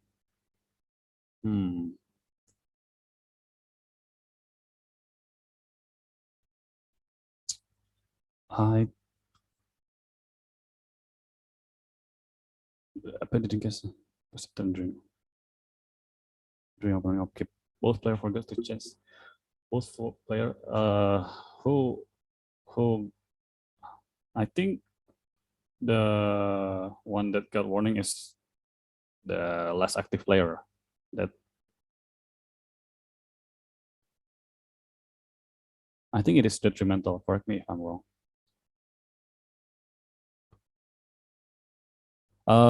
It is specifically said that in the ruling, both players need to keep track on the day and night status.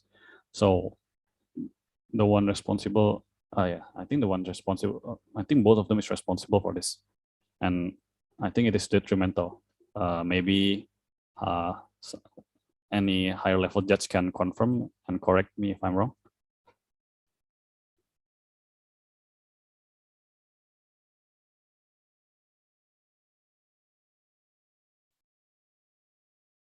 Okay, while waiting for the confirmation, anyone higher level judge than me, I mean.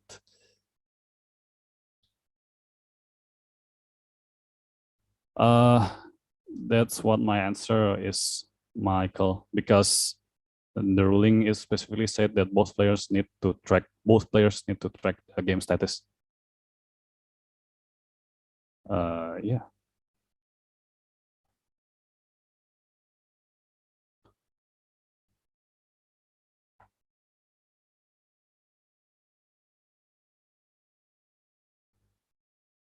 Well, to be honest, I haven't done any infection or something like this, so I'm not really sure about my answer, but my answer is because both of them need to keep the track. So yes, it is still honest. I mean, I think that's a little bit. Okay, so sorry to interject. So for this case, if I can remember correctly, there is no this detrimental thing, but we will give game rule violation. Yep, for both sides. Okay. And remind them to remember. Yep, like what Henosh has referred. The day and night change is not detrimental. I see. Okay.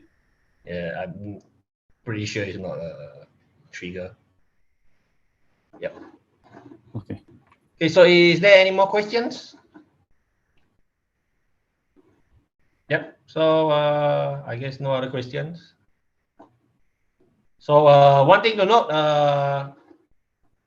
somebody asked actually one of the quiz questions. So I hope everyone was listening.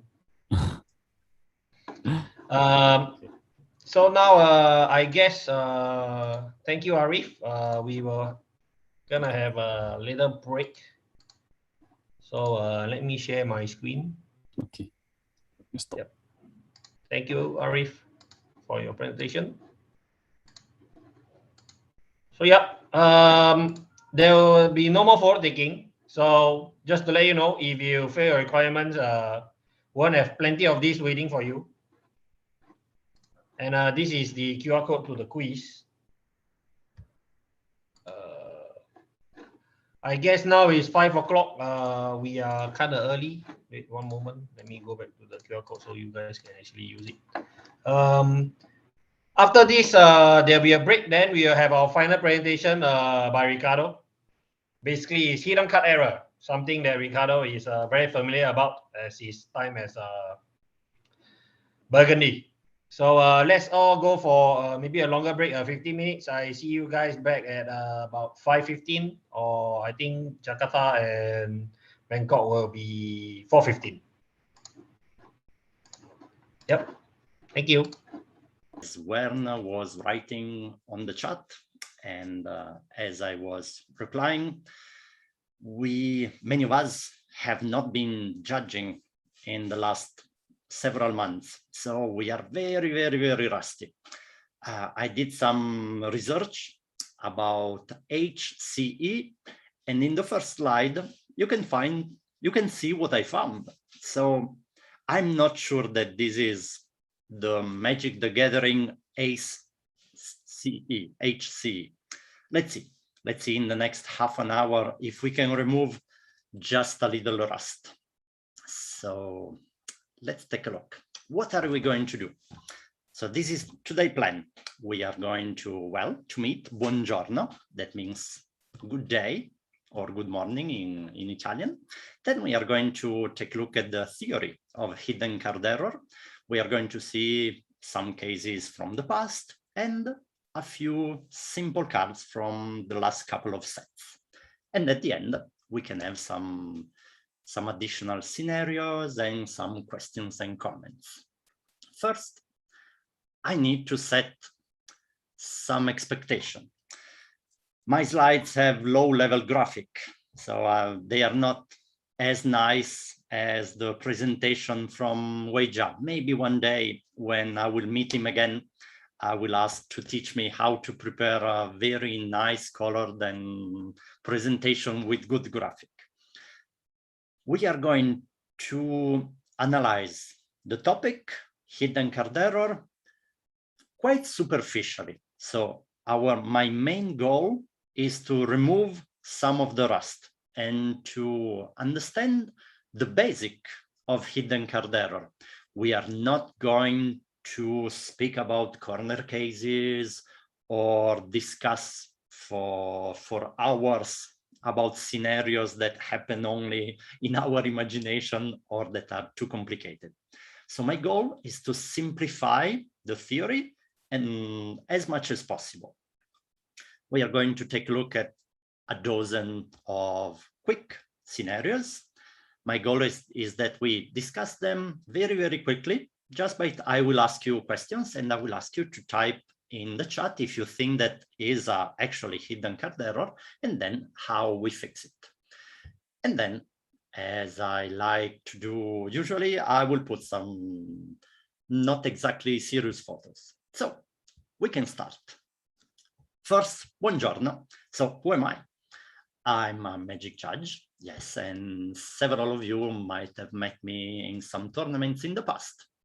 I am a proud level 1 magic fan. So this photo, I am in this photo that is from Grand Prix in Stockholm. I am hugging a famous character in magic history. So I would like to ask you, who is this character? This is the first question. And I see that the chat knows who the person is. Then I'm also a level 2 dead. And here is one of my very interesting moments at home.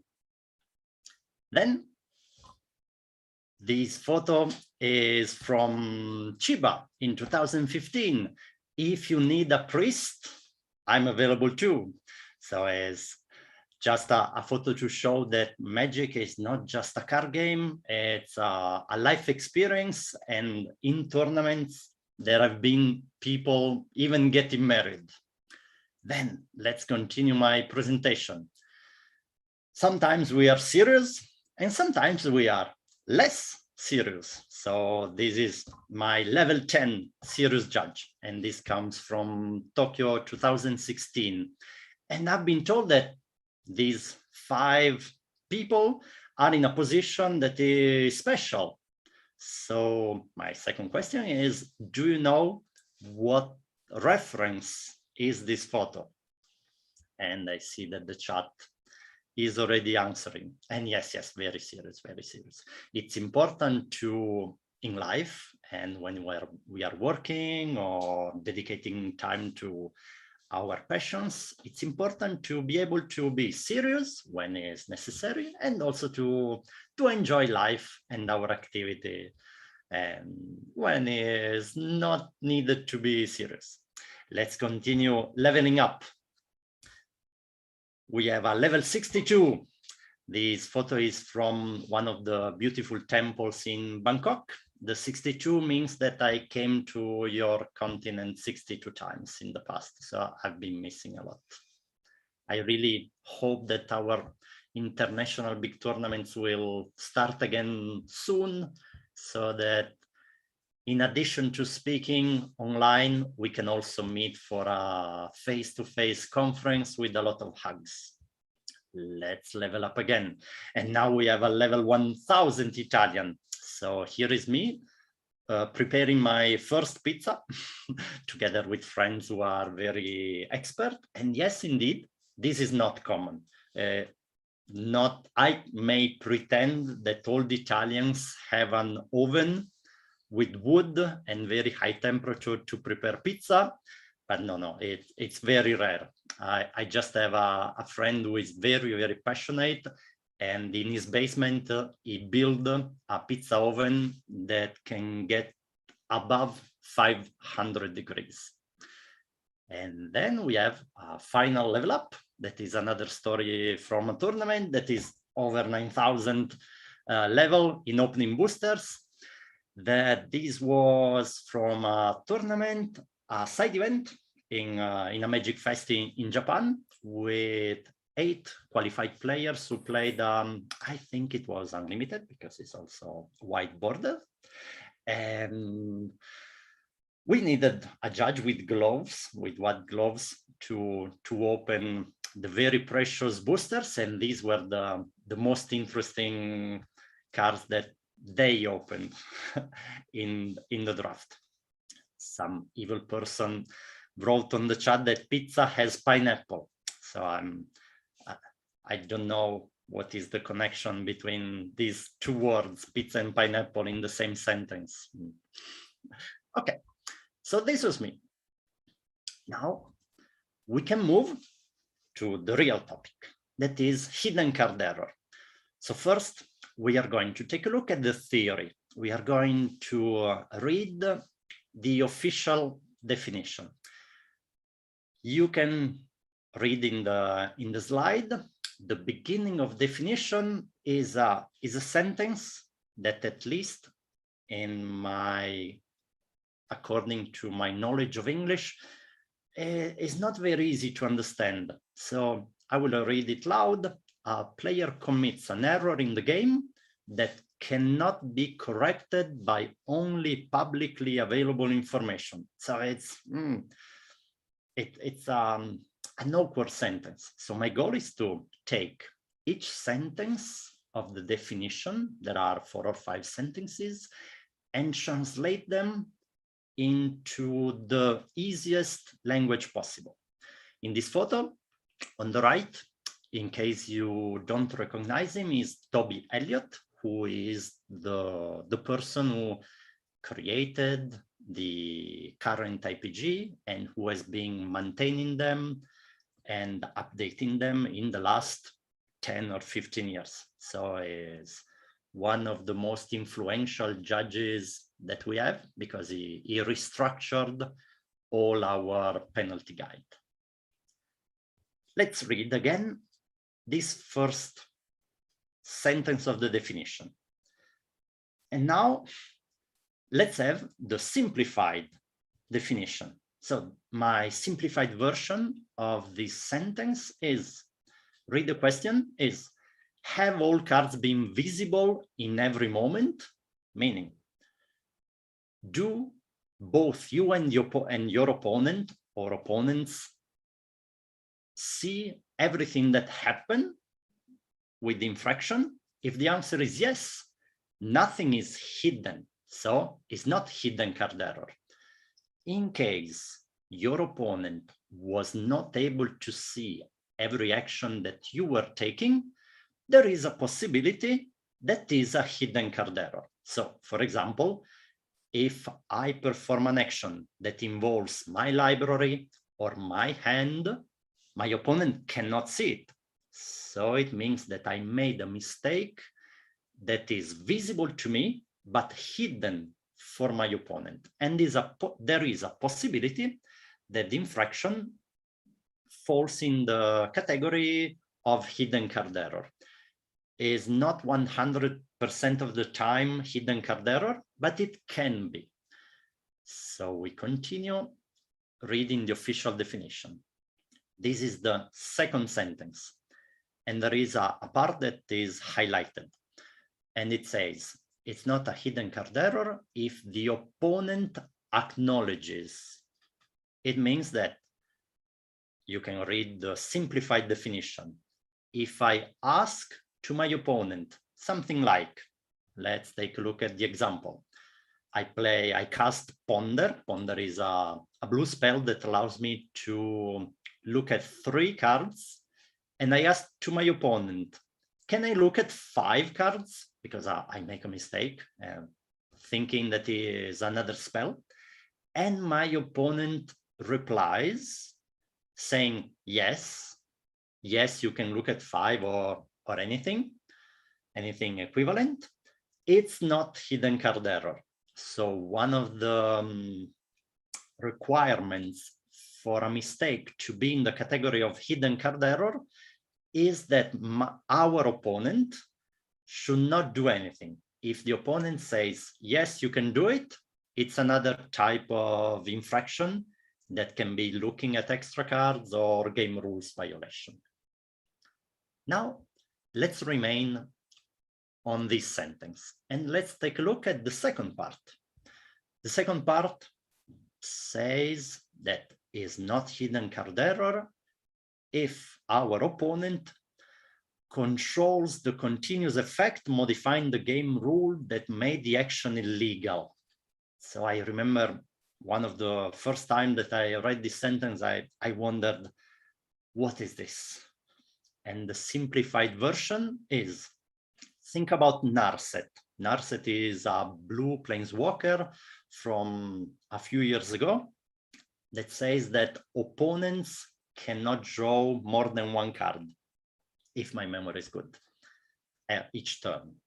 So if I cast a spell that allows me to draw many cards, and my opponent controls Narset, it's my opponent who has an ability that says to me, you cannot draw. If I draw, well, yes, it's my fault because I made a mistake. But it's also my opponent's fault because he played a card that is powerful against me. So both of us, me and my opponent, we share the responsibility. And Toby Elliott decided that this would not be hidden card error. And this is a special case. So I consider this half of the sentence caused simply by Narset. Let's move to the third line. The third line is probably the most important because it says this infraction, that is hidden card error, applies when a card identity, that means what card is that? The card identity is known to only 1 player, that is me. I cast a spell. I resolve my spell, I perform some actions that my opponent cannot see. So this is the key part of hidden card error. My opponent cannot check what I'm doing. My opponent cannot prevent a mistake that I'm doing. And in the simplified definition, I have a short sentence that says, only 1 player saw everything. I cast the spell, I saw everything. My opponent didn't. And the examples are if I take too many cards when I need to scry or draw, and my opponent cannot see them. Now we remain in this sentence number 3, and we take a look at the second part of the sentence that says, it's hidden card error if the identity is known to only 1 player and is in a hidden set of cards both before and after the error. So let's reverse the sentence. If cards were visible before my action or become visible, that means not hidden. After the action is not hidden card error. In the simplified definition is, well, now we can see everything, so we can fix it. And the example is, let's imagine a spell that says that I take the top 4 cards of my deck and I reveal them if I take 1 additional cards, so 5 instead of 4, I'm revealing them 1 by 1. Or I take all of them at the same time, it's visible which card is the first, which card is the second, and which card is the last one, the 5th, the extra card. So the fix is easy. This card number 5 is the additional card. it should not be here in my hands. It should not have been revealed. So we need to put it back. And put it back means to shuffle it in the random portion of the deck. Now we go to what I believe should be the last sentence of the definition. That is, if an additional card or more additional cards is seen but not added to the set, the infraction is a different infraction, that is looking at extra card. Here we have a word that is very, very important. We will see it again later. That is the set. We are going to analyze the scenarios, always thinking about the set. If we move a card from an area to another area, technically it's called the set. The library is a set of cards. The hand is a set of cards. And usually hidden card errors involve cards being seen or moving physically or according to the game rules from one set, the initial set, to another set, the destination or final set. We will see examples later about the importance of this word set. Let's see our simplified definition. The simplified definition says, well, if you didn't complete the action, it's easy. So the example is, I cast a spell that says draw 2. Draw means take cards from the top of the library and put them in your hand, together with the other cards in your hand. And by mistake, I took 3. But I didn't finish my movement. Imagine that my hands are still separate. In one hand, I have a lot of cards that belong to my game hand. In the other hand, that is closer to my deck, to my library, I have 3 cards instead of 2. If I haven't finished the movement, meaning that I didn't put the cards, I didn't join the cards by having my hands touched, the 3 new cards, so 2 are correct and 1 is additional, they have not been added to my hand. So we can fix it in an easier way, in a way that is less disruptive.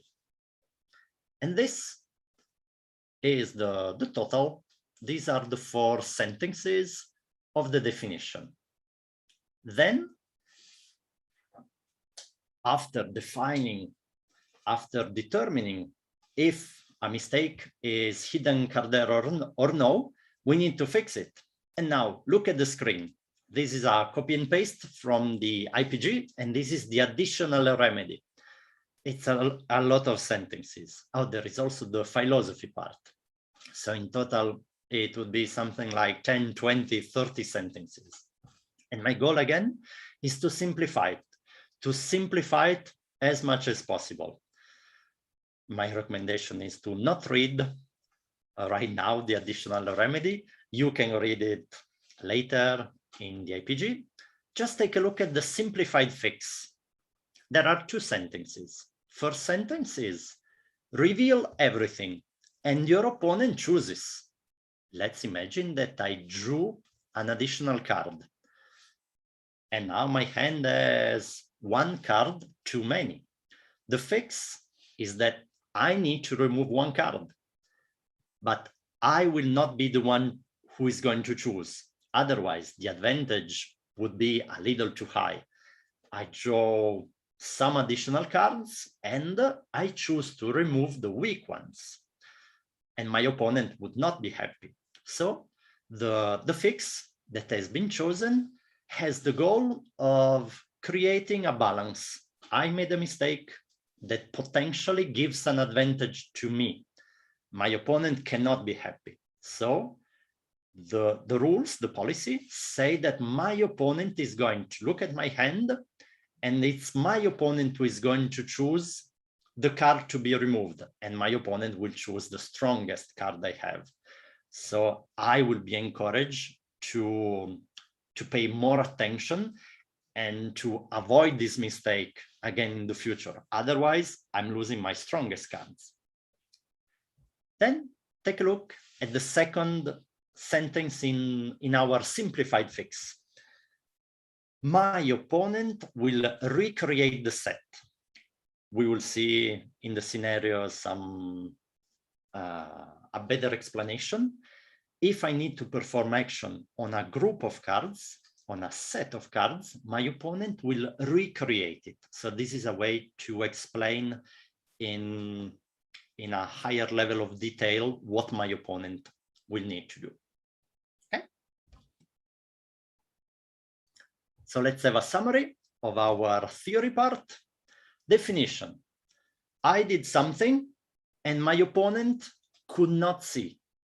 And also my opponent did not allow me to perform the action. So I just cast a spell and did something incorrectly, and my opponent could not know and could not stop me.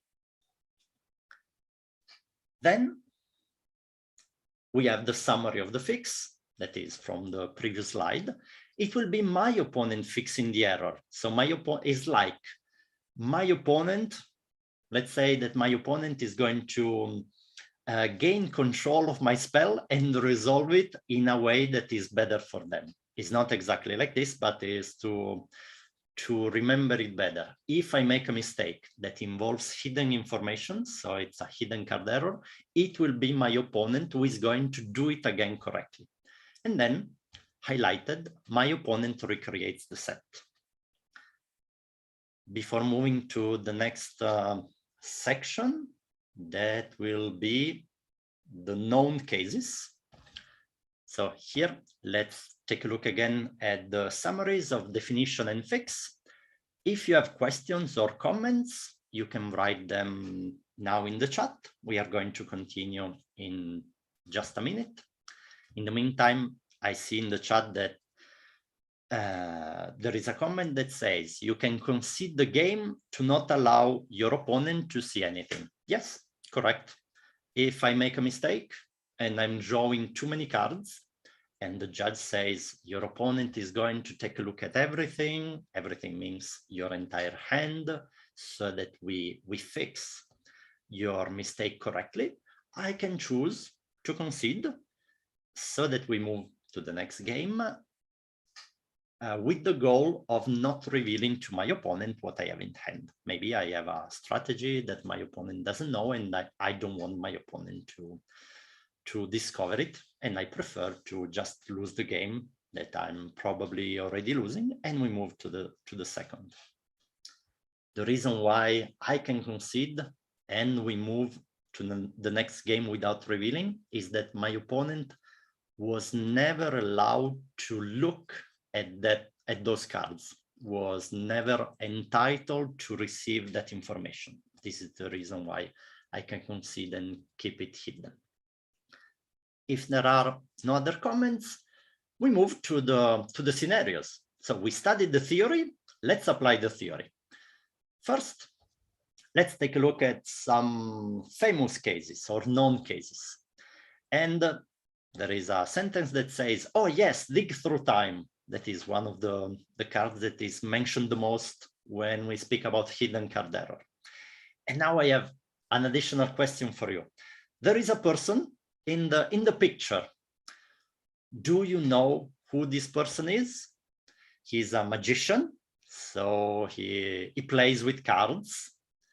I believe that his specialty is cards.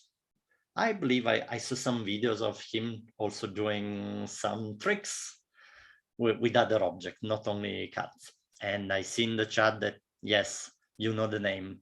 And he is my favorite Magic player. I saw some videos, he's amazing. If you have never seen videos of him doing some magic tricks with his hand, I highly recommend you to look for them online. It's wow, he's awesome. Let's go to our first scenarios. And here I'm going to ask you a few questions. So this is scenario number one. You have the card picture, you have the text, so you can read the relevant text. Factor fiction says, you need to reveal 5 cards, then your opponent will create 2 piles and you will choose one of them. I make a mistake. Instead of revealing 5, I reveal 6 and I call the judge. And this is what I say, judge, by mistake, I reveal 6 instead of 5. So I'm going to ask you, so please type in the chat. Question number 1 is this hidden card error? Question number 2 would be, what is the set we need to fix? And question number 3 would be how we fix it and how we fix the situation. So question number 1, for all of you, you can write in the chat. So is this situation a hidden card error? The first answer is no. Let's see another couple. I see 3 no. So I believe that we are in agreement. Let's take a look at the solution. The solution says, well, you're correct. This case is not hidden card error. It's looking at extra card. And the reason is, remember the definition. It's hidden card error if the information is hidden, so not available to my opponent, both before and also after the action. In this case, I'm moving the cards from my library, hidden, to some place on the table, and my opponent can see the cards. Technically, they are still in the library. I'm going to add them to my hand. So if we think only about the game zones, they are still in the library. They are still in a hidden zone, but practically on the table, we need to touch the cards. They are revealed. So they are not hidden. What's the fix? I'm revealing them one by one or all of them together. So it's easy to identify card number 6. I need to take it and I need to put it back in the deck. Not on the top, unless it was known earlier. I need to shuffle it so that nobody has information about that card. So this was scenario number 1. Good. Let's go to scenario number 2. Another famous card that is Ponder. Let's go back just before Ponder. There is a comment in the chat. What if the players do not agree on which card is number 6?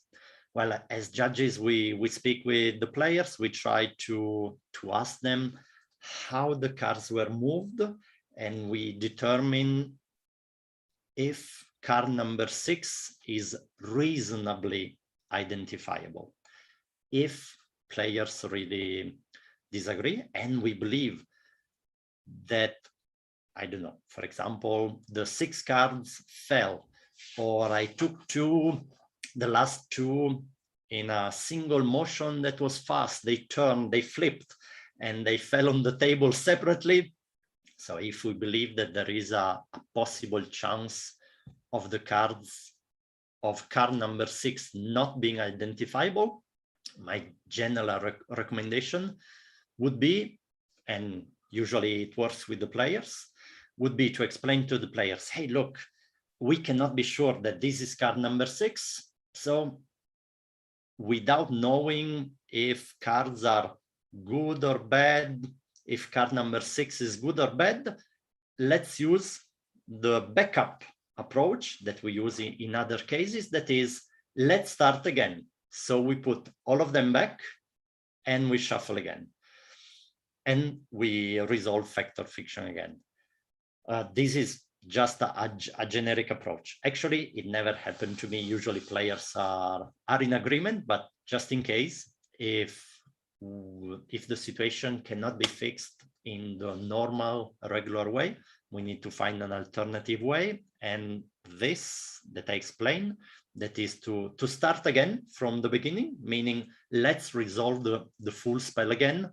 Usually it makes sense and players accept it. And the clarification is, I would not put them back on top of the library, I would shuffle everything. But as other people may say, oh, I prefer to shuffle D6 and then we resolve again. So it's like taking one at random from D6 and put it back on top of the library, or even shuffle only one. These are all reasonable solutions for a situation that is very, in my opinion, unlikely to happen, meaning the players who disagree. There is no perfect fix. The important is to explain to players in a reasonable way. And usually we explain in a reasonable way and players are reasonable and accept it. We move into scenario number 2. You probably read it in the last minute. Ponder. Ponder says, look at 3 cards. Only look, don't draw them. Then you can keep one, meaning that you put them back on top of the library in the order you want, and you draw the first. If they are all bad, shuffle and then draw another. And the mistake that I make is, oh no, instead of looking at them, I added all of them to my hand. So again, let's analyze this scenario. Question number 1. Is this hidden card error? Then we have question number 2. What is the set? That means, what is the group of cards that I'm manipulating? And question number 3, how do we fix it? So question number 1, is this ponder situation a hidden card error? The first 3 people who will reply in the chat will choose.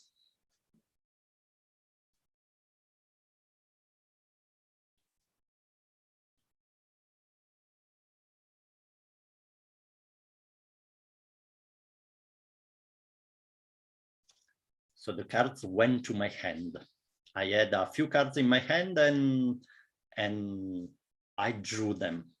And I see the first 4 or 5 answers are yes, I agree with you. This is hidden card error. So what is the set? I believe that we may not be very used to think about the set of cards. So Ponder says, take 3 cards. That is the set. I need to perform some action on those 3 cards. That is, look at them, choose the order, put them back on top of the library. And one of the comments in the chat is, the first set is the revealed card set. Well, they are not revealed to my opponent. I can look at them. So technically, reveal means that everybody can see them. And the destination set, yes, earlier I used this expression, destination set is the hand. They should not be in the hand. So they should be away from the hand. So now we identified the set. The set is the 3 cards that I should have kept separate from my hand. Now let's move to the fix. How do we fix it? We need to reconstruct the set. So I'm asking to you to write in the chat how we would fix it. We are going to stay a little more on our first scenarios. Then the next scenarios, we will handle them a little faster. So my goal now is to help you to think about the set, to think about reconstructing the set. So let's take a look at the comments in the chat. Let the opponent reconstruct the set. Yes, correct. It will be my opponent who is going to do it. Let's see how. Opponent will choose 3 cards that will be put back into the library. Almost. Then we have the following comment that is more precise and is the correct one. Opponent chooses 3 cards. So I would add opponent chooses 3 cards from my hand. And these 3 cards will be the ponder cards. It means that they need to go back together. So let's imagine that in my hand I have 7 cards. I should have only 4. 3 should be outside my hand. They should be the cards affected by ponder. So they need to be pondered. What does it mean, need to be pondered? I should not put them back on top of the library. I should not shuffle them in the library. I should apply the effect of ponder. So ponder says, before you start doing anything I will tell you, I'm ponder. Anything I will tell you, you need to take 3 cards. So the opponent is going to look at the hand and choose the 3 strongest cards I have in my hand. And that will be the set that ponder will look at. And then ponder will say to the player, who is me, now you have the correct set of 3 cards. Now you need to resolve me. That means choose the order, put them back on top of the library, or if you really want, you can shuffle. So let's move to the slide with the solution. Yes, it's a hidden card error. The set is the 3 cards that I only needed to look at, not to put in my hand. So my opponent will need to reconstruct the set. So my opponent will choose the best 3 cards. Wish me good luck. And then I need to stress it because it's important. I will not shuffle the 3 cards in my library. I first need to resolve ponder. So it means that those 3 cards will be the ponder cards, as Enoch said correctly. Okay, so this is the ponder scenario. I believe that this scenario will be the longest we will discuss, because we need to get into the mindset of thinking about the set, about rebuilding or reconstructing the set, and then continue resolving correctly the spell. We have a question from the chat that says, if the player wants to shuffle, is that okay? The answer is yes, because after reconstructing the set, I need to resolve ponder, and ponder allows me to shuffle, yes. It's like, okay, I tried to explain it in a slightly different way, maybe it's a little clearer. Ponder tells me to do 4 actions. Action number 1, look at 3 cards. Action number 2, put them back on top of the library in any order. Action number 3, if you want, you can shuffle. Action number 4, draw a card. I made a mistake. The mistake was adding the cards to my hand. So I made a mistake when I was performing action number 1. Instead of only looking, I added them to my hand. So first, we need to fix action number 1. That was look at the cards. That's the only part that we need to fix.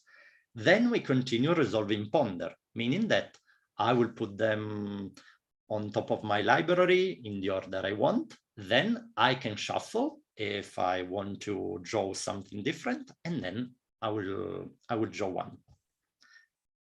Let's see what the chat says. That is, I assume player want to shuffle as in ponder shuffle, not shuffle for the fix. Yes, ponder shuffle. So by writing, if the player wants to shuffle, it means shuffling thanks to the option that ponder is giving. Another few seconds before we move to the next scenario, so that we elaborate in our mind this scenario and we are sure that we understand it correctly. Then we will go faster through the next scenarios. I don't see any other comments in the chat. So are we good to continue? Let's go to a similar situation that is a little more complicated. That is dig through time. Dig through time says, look at 7, put 2 in your hand and put the other 5 at the bottom of your library. I cast it and I make a mistake and I call the judge and I say, oh no, judge, instead of taking 7, I took 8 and I have already drawn 2. So the remaining 6 went at the bottom of the library. So first question, is this hidden card error? Well, it's very similar to ponder. So I will give you the answer. Yes, my opponent could not control what I was doing and could not see my cards. So yes, this is hidden card error. Then we need to determine the set because we need to reconstruct the set. The set affected by the mistake is I needed to take 7 cards from the top of my library, and by mistake, I took 8. So that's the set. That's the set that has a mistake. They should have been 7. So we need to reconstruct that set. That set of 8 cards. Where are these 8 cards? 2 are now in my hand, and 6 are at the bottom of my library. The 6 at the bottom of my library, they are easy to find.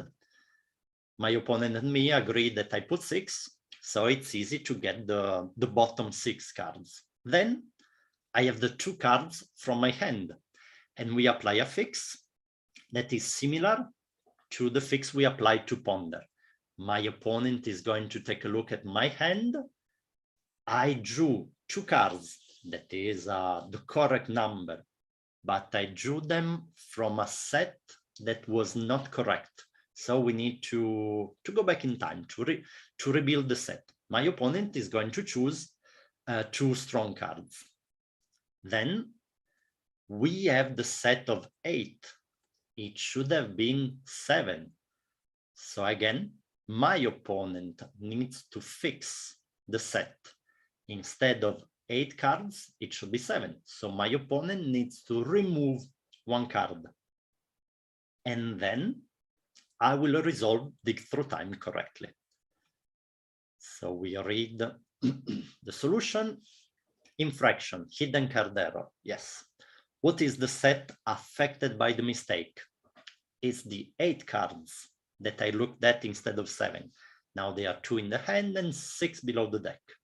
So now we apply something that I call it the double hidden card error fix, because my opponent is going to choose 2 times. First, he's going to look at my hand. He's going to choose 2 cards to reconstruct the set. Now, my opponent has visible 8 cards, and then my opponent is going to remove 1 so that I will resolve dig through time correctly with only 7. Card number 8 was coming from the library, so my opponent or me, I'm going to shuffle card number 8 in the deck. So this is I don't know how common of a situation. It's a little more complicated because it applies a double fix. We did it in tournament. We discussed it. So it's not described in the IPG. So the IPG do not say if you need to apply the normal fix 2 times, 2 or more times, you can do it. And The reason is that the IPG are written so that they are small enough and they are clear enough to handle 99% of the cases. So this is a, I don't know if I should call it a corner case. So it's a case where we need to elaborate more and to apply a fix that is a little bigger than the one written in the IPG. Let's see. Oh, one of the comments is the mistake was you took 8 cards because the mana value of the card is 8. Oh yes, yes, that was the reason. And then we have a question that is appropriate, but the opponent will not know which of the 2 cards will be put to my hand. After we applied the double fix, my opponent rebuilt a set of 7. And now I can resolve dig through time normally. So my hand, my set of 7 cards will be hidden from my opponent. I will be the only one looking at them. I will choose 2. I will add them to my hand. I will put 5 at the bottom of my library and my opponent will not know. Correct. So my opponent will not see the way I resolve dig through time. What my opponent is doing is only returning the game, returning the cards in the correct condition so that I can resolve dig through time correctly. Another question, does opponent get to see the 6 card put on the bottom? Yes, my opponent, in the second part of the fix, my opponent needs to go from 8 cards to 7. 2 were in my hand, 6 were at the bottom of my library, total is 8. My opponent needs to remove 1. So yes, my opponent gets to see the 8 cards. That includes the 6 cards on the bottom of my library. So my opponent gets to see everything I did before we fix the mistake. After we fix the mistake, I will be the only one seeing what I'm putting in my hand and what I'm putting on the bottom of my library. Let's see another 10 seconds if there are other comments in the chat, and then we move to the next scenario.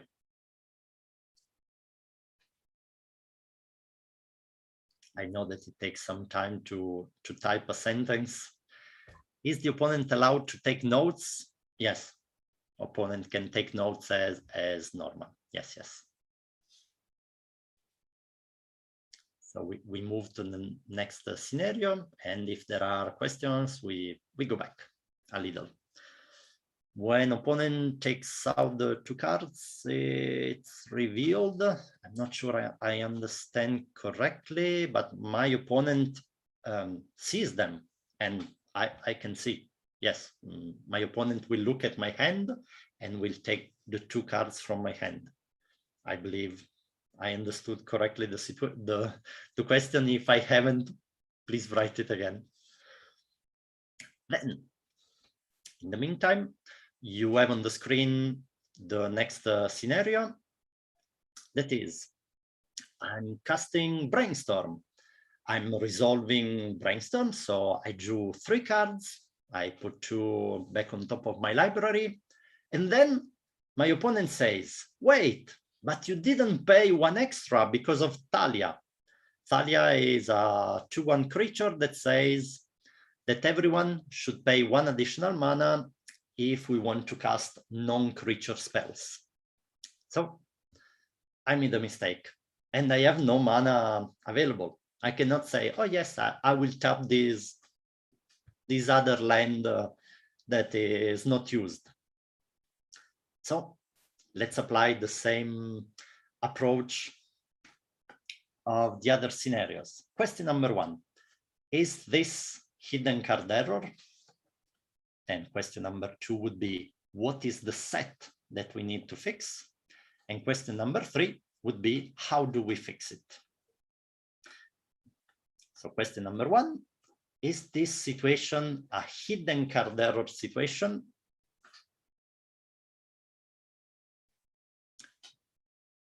I see a yes and a no in the chat. So the third person who is going to answer will choose. Okay, answer number 3 was a no. So I confirm. Let's take a look at the solution. The infraction is not a hidden card error.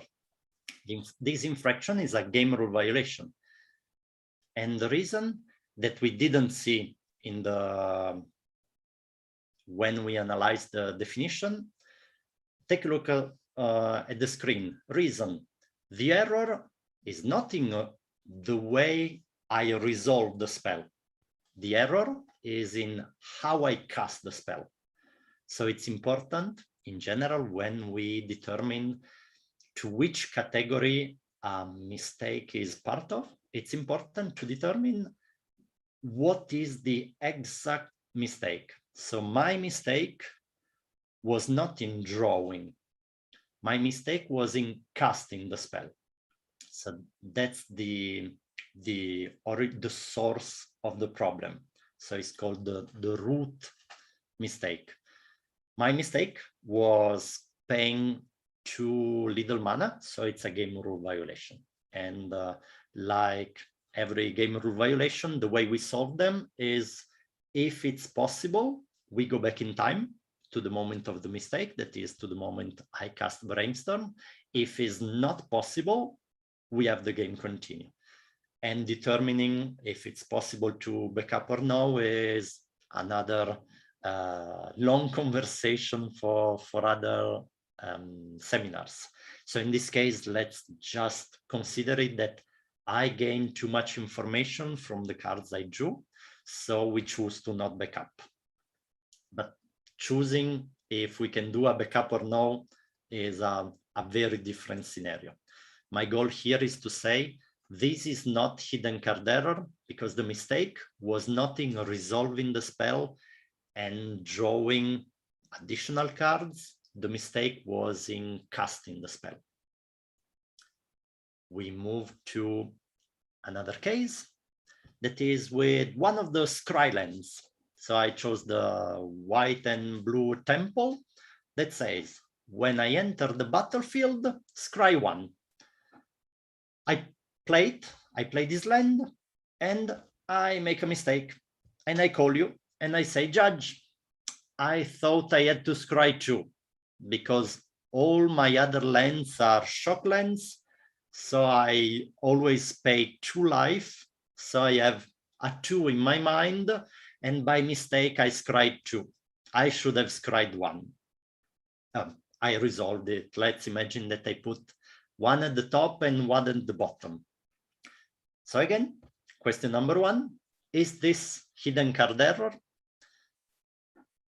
I see that we already have 2 answers that say yes. So if 2 people reply yes, okay, we have 3. So it's determined that it's hidden card error. Second question, what is the set? We always need to reconstruct the set. Then we apply the fix. First, we need to determine what is the set we need to work on. Then we fix it. So second question is, what is the set? And the first answer is top and bottom card. Yes, that is in general, as the next comment says, the cards that were scried. Correct. This is the set.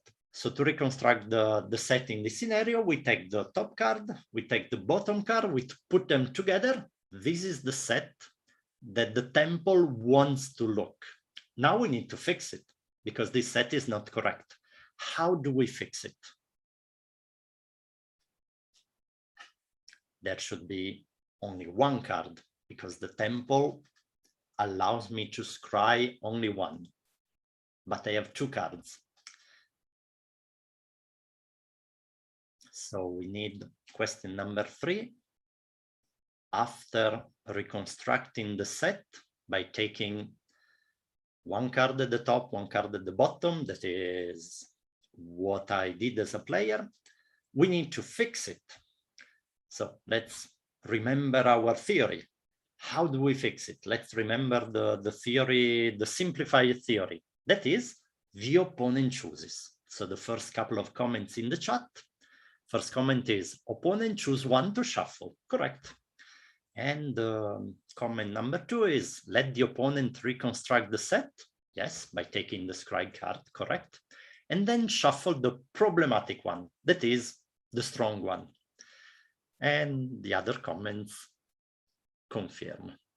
So we move to the slide of solution. The infraction is hidden card error. Yes, the set is the 2 cards that I looked.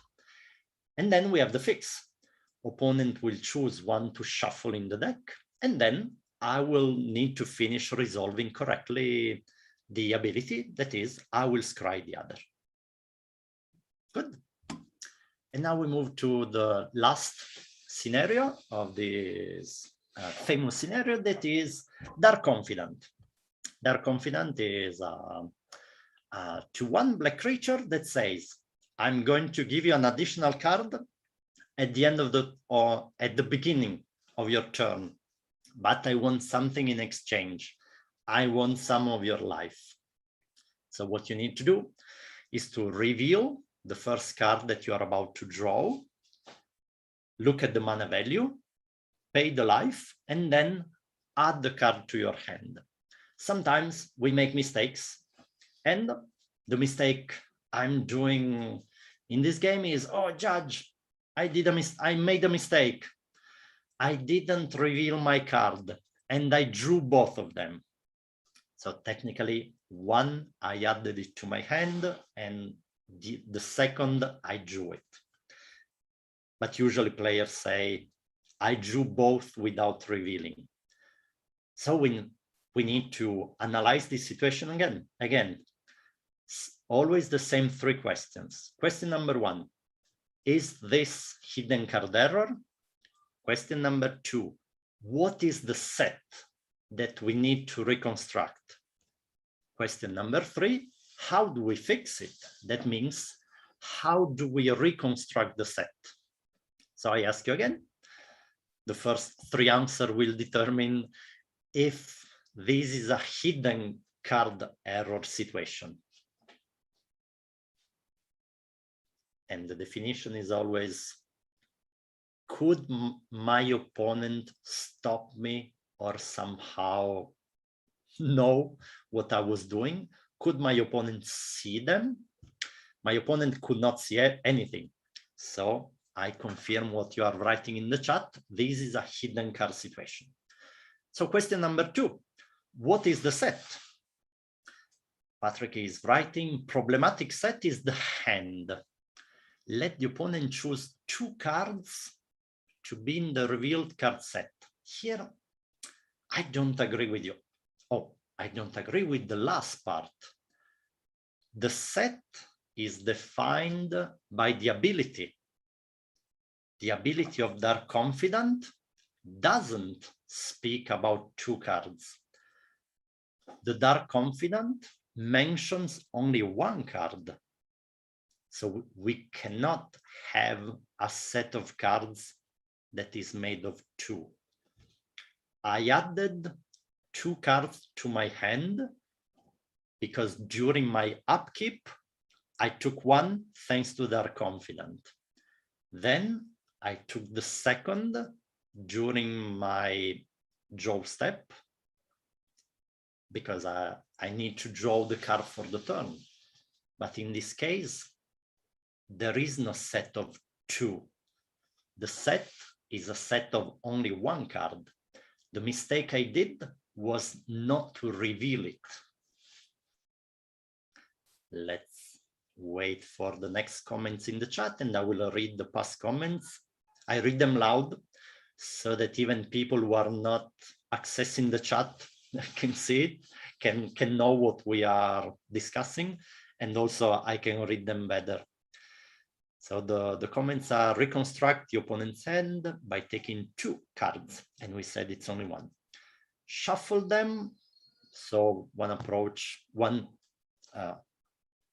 option that was mentioned in the chat was to shuffle them. And we are saying that is not what we are going to do. Then the other comments are, okay, it's only, the set is only one card. And then the comments are moving to how we fix it. So we determine that the set is only one card. Dark Confidant wants to look at one card and receive his payment. So the comments are, opponent chooses one card to be paid. Choose one card and lose life equal to that one. Then we have another comment that is, maybe if it's still not the draw phase, let opponent choose which card become Dark Confidant card. Well, we can be in the upkeep, we can be in the draw step, we can be in the main phase. We still apply the same fix. So the fix, we show it on the screen in a moment, is this one. So infraction, yes, hidden card error.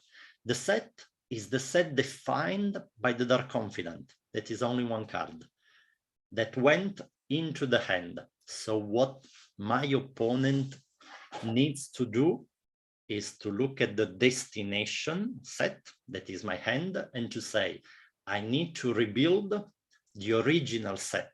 That is, I need to choose one card to show to the Dark Confidant. So the fix is the opponent chooses, and my opponent will choose the card in hand with the highest cost. One of the comments is, the last comment is, rewind the card drawn and then pick one for the Dark Confidant. This might be another option, but I have a doubt. If we need to go back in time and undo the card drawing, it should be my opponent who chooses to put the card back on top of the library. And then it's again my opponent choosing which is the card that I'm going to pay for Dark Confidant. And this option is almost equivalent, meaning that my opponent will make me pay the maximum amount of life. The only difference with the solution that I recommended is that I can still do something between the moment I lose life and the moment I draw again the remaining card. It's reasonable. I think that it's a little more complicated. So I would go for the simple version. That is, I will fix only what needs to be fixed. That is, I will determine which card will be used by the Dark Confidant. I will think more about this option of rewinding the card drawing. For the moment, I will not do it, but it's a reasonable option. Okay, these are the 6 cases that are quite known with cards that are very played. The next section would be about new cards, about Innistrad. Here it will be a little faster. If you have comments about the scenarios we discussed until now, this is a good moment. We will continue in 20 seconds, and I will use this break to drink some water.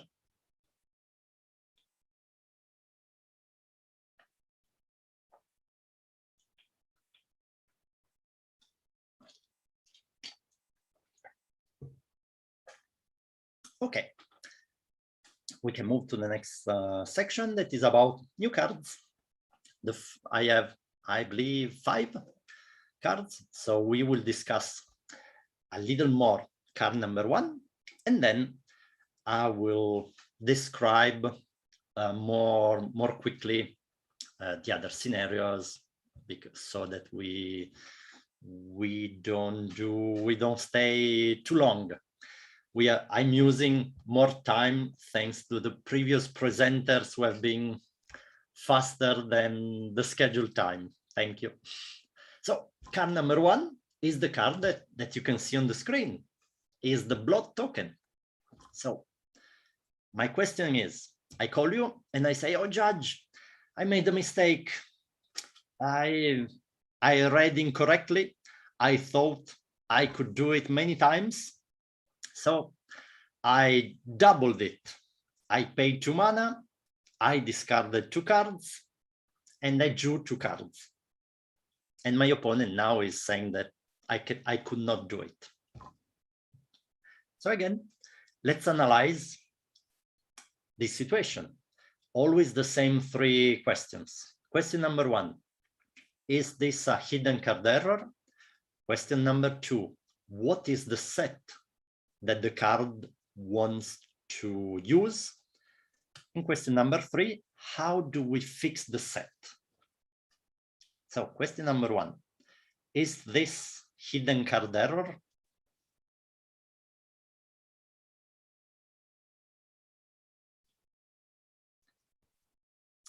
We have a yes. Let's see if the first 3 people agree. We have another yes. So we have almost decided that it's hidden card error.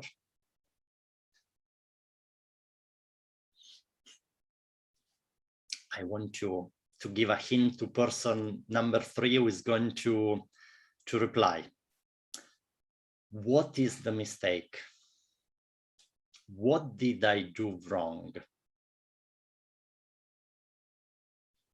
So specifically, my question is, did I make a mistake in looking or drawing, or did I make a mistake in activating the ability? I sacrifice only 1 token.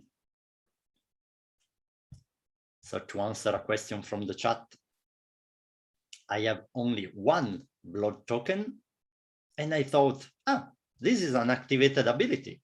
I can pay mana and discard as many cards I want so that I draw more. But no, blood tokens allow me to do it only 1 time, and I have only 1 token. So my mistake was in the way I used the blood token. So it was in activating. So the mistake is a game rule violation. The reason, now you can see it on the screen. The original mistake is during the activation of the ability, is not during the resolution of the ability. And the fix would not be the fix of hidden card error. So there is no set to reconstruct. The fix is the fix of game rule violation. That would be a partial fix in a few specific cases, or back up to the moment of the mistake, or continue the game. So this was scenario number 1. And the lesson from this blood token is, let's always ask, what is the exact mistake? Did I do a mistake in drawing? Did I do a mistake in looking? Did I do a mistake in casting the spell or activating the ability? In this case, I didn't do a mistake in drawing or looking. That is the effect of the real mistake that was activating this ability incorrectly. Scenario number 2, we have one of the new cards, and it's a creature that says, when I enter the battlefield, you can take a plane from your library. What I do is I cast this creature, I take my library, I search, I take a card, and I add it to my hand. So the part that I'm failing to perform correctly is the reveal part. So my opponent calls you and says, Judge, my opponent didn't show me that he took a plane. So again, we need to determine first, is this hidden card error? And the answer is yes. The mistake was in not revealing the card that I took from the library. My opponent could not see it, so this is hidden card error. Then we need to determine the set. The set is one card. That is the card that I took from the library. How do we fix it? My opponent needs to find it. My opponent needs to reconstruct the set.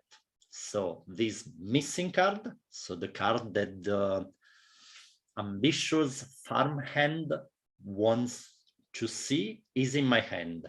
So my opponent is going to take a look at my hand and is going to choose a card. My opponent does not need to choose a plane. My opponent needs to choose any card. Is similar to the Dark Confidence situation. My opponent needs to help me to resolve an ability correctly by choosing any card. What is my opponent going to do? My opponent is going to look at my hand and is going to say, oh, nice legendary creature or nice removal. I'm going to choose this one. So when my opponent chooses it, the card gets showed to the white creature that has the ability, and the ambitious farmhand is going to say, this is not a playing card. This is an instant removal or a planeswalker. So I cannot allow you to put it into your hand. It means that my opponent, using the slang of Magic, is going to thought seize me, meaning that my opponent is going to remove the strongest card from my hand because I made the mistake of not clearly revealing my plane. So my opponent is going to choose a card that is not a plane. So my opponent is going to make me perform an impossible action. And the ability will tell me, you cannot put it in the hand. You need to put it back into the library. And then, fortunately, at least, the ability will allow me to be resolved correctly.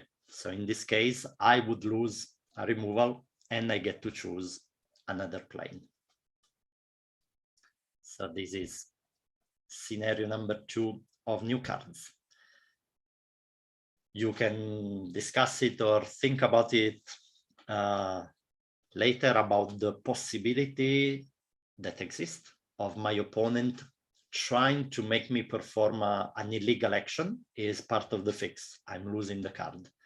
And also about the possibility that the ability is offering me of finding another plane. Oh, we have an interesting comment in the chat. What happens if there are no planes in my hand? It means that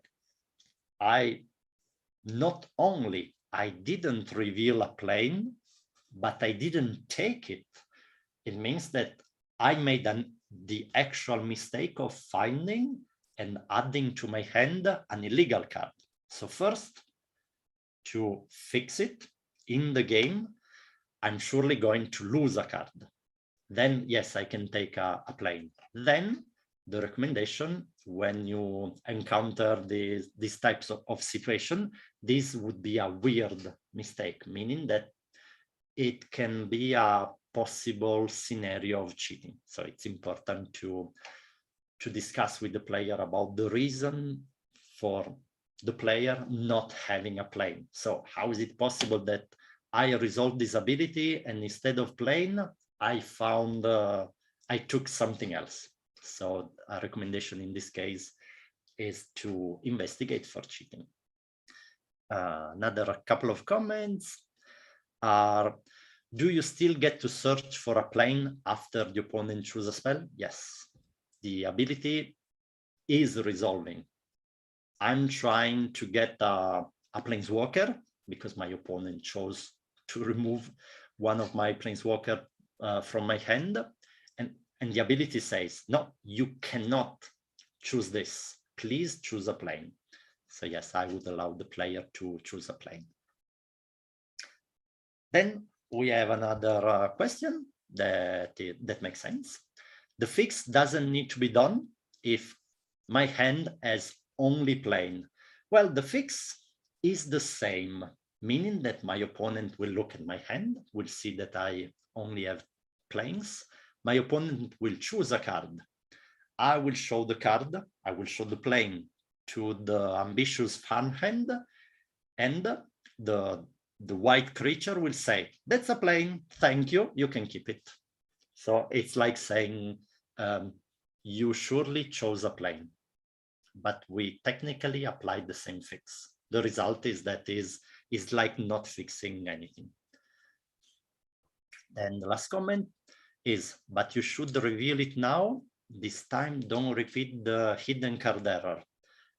I believe that you want to say is, after putting my nice planeswalker back into the deck, I need to choose a plane, and yes, I will show it to my opponent. And even in the case of I have all planes, I made the mistake of not revealing, so I'm going to receive a warning for hidden card error. Okay, I'm looking at the time, and I believe we spoke for significantly more than 1 hour. So let's go. I will go very fast through the last scenario. Consider it's a card that says, look at the top card of your library, you can put it in the graveyard and draw a card. I make a mistake. Instead of looking and then drawing, I draw directly. Here, we can assume that I looked at it and that I chose not to put it in the graveyard, because the final situation is like there was no mistake.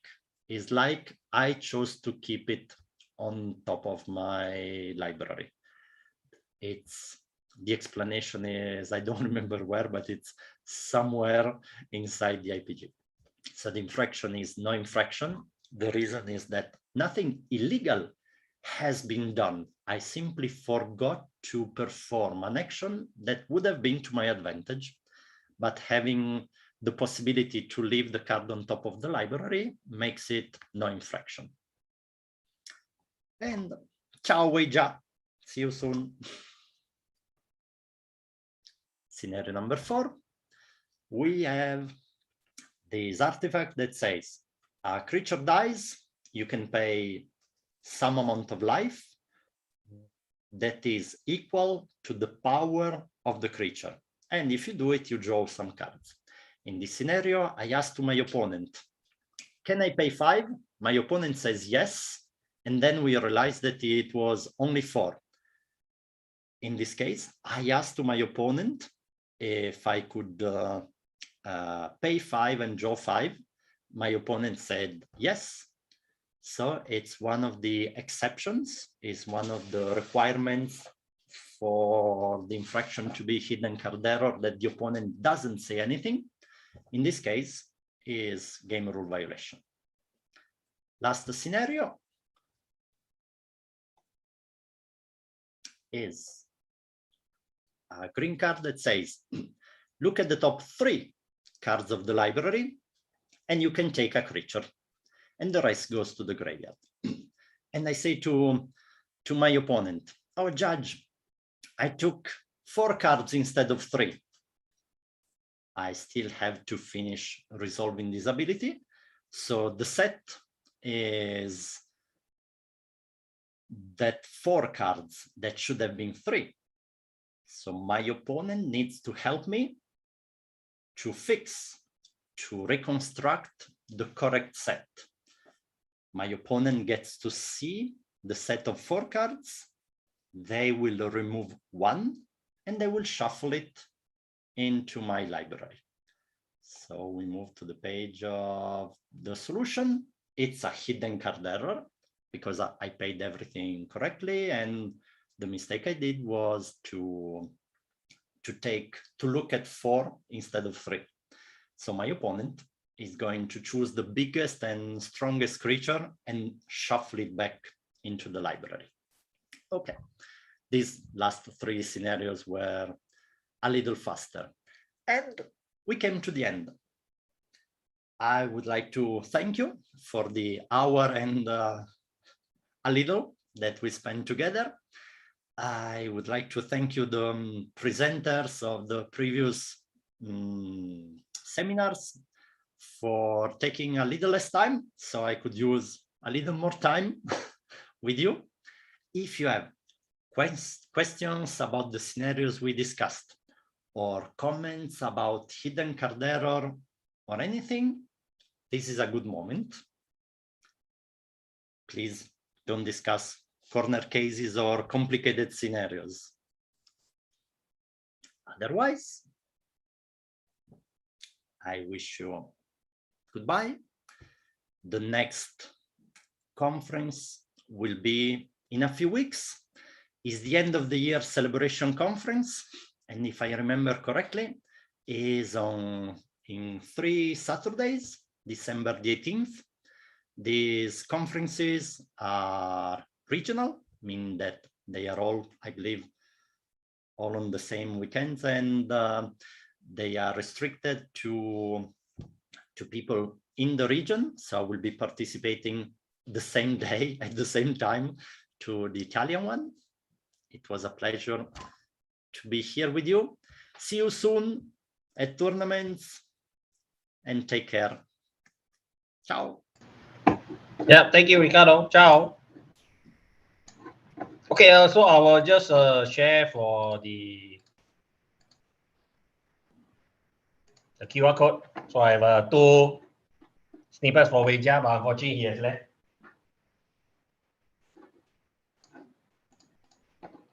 So when you guys are done, you guys can leave. So thank you for joining, and have a great evening and enjoy your dinner.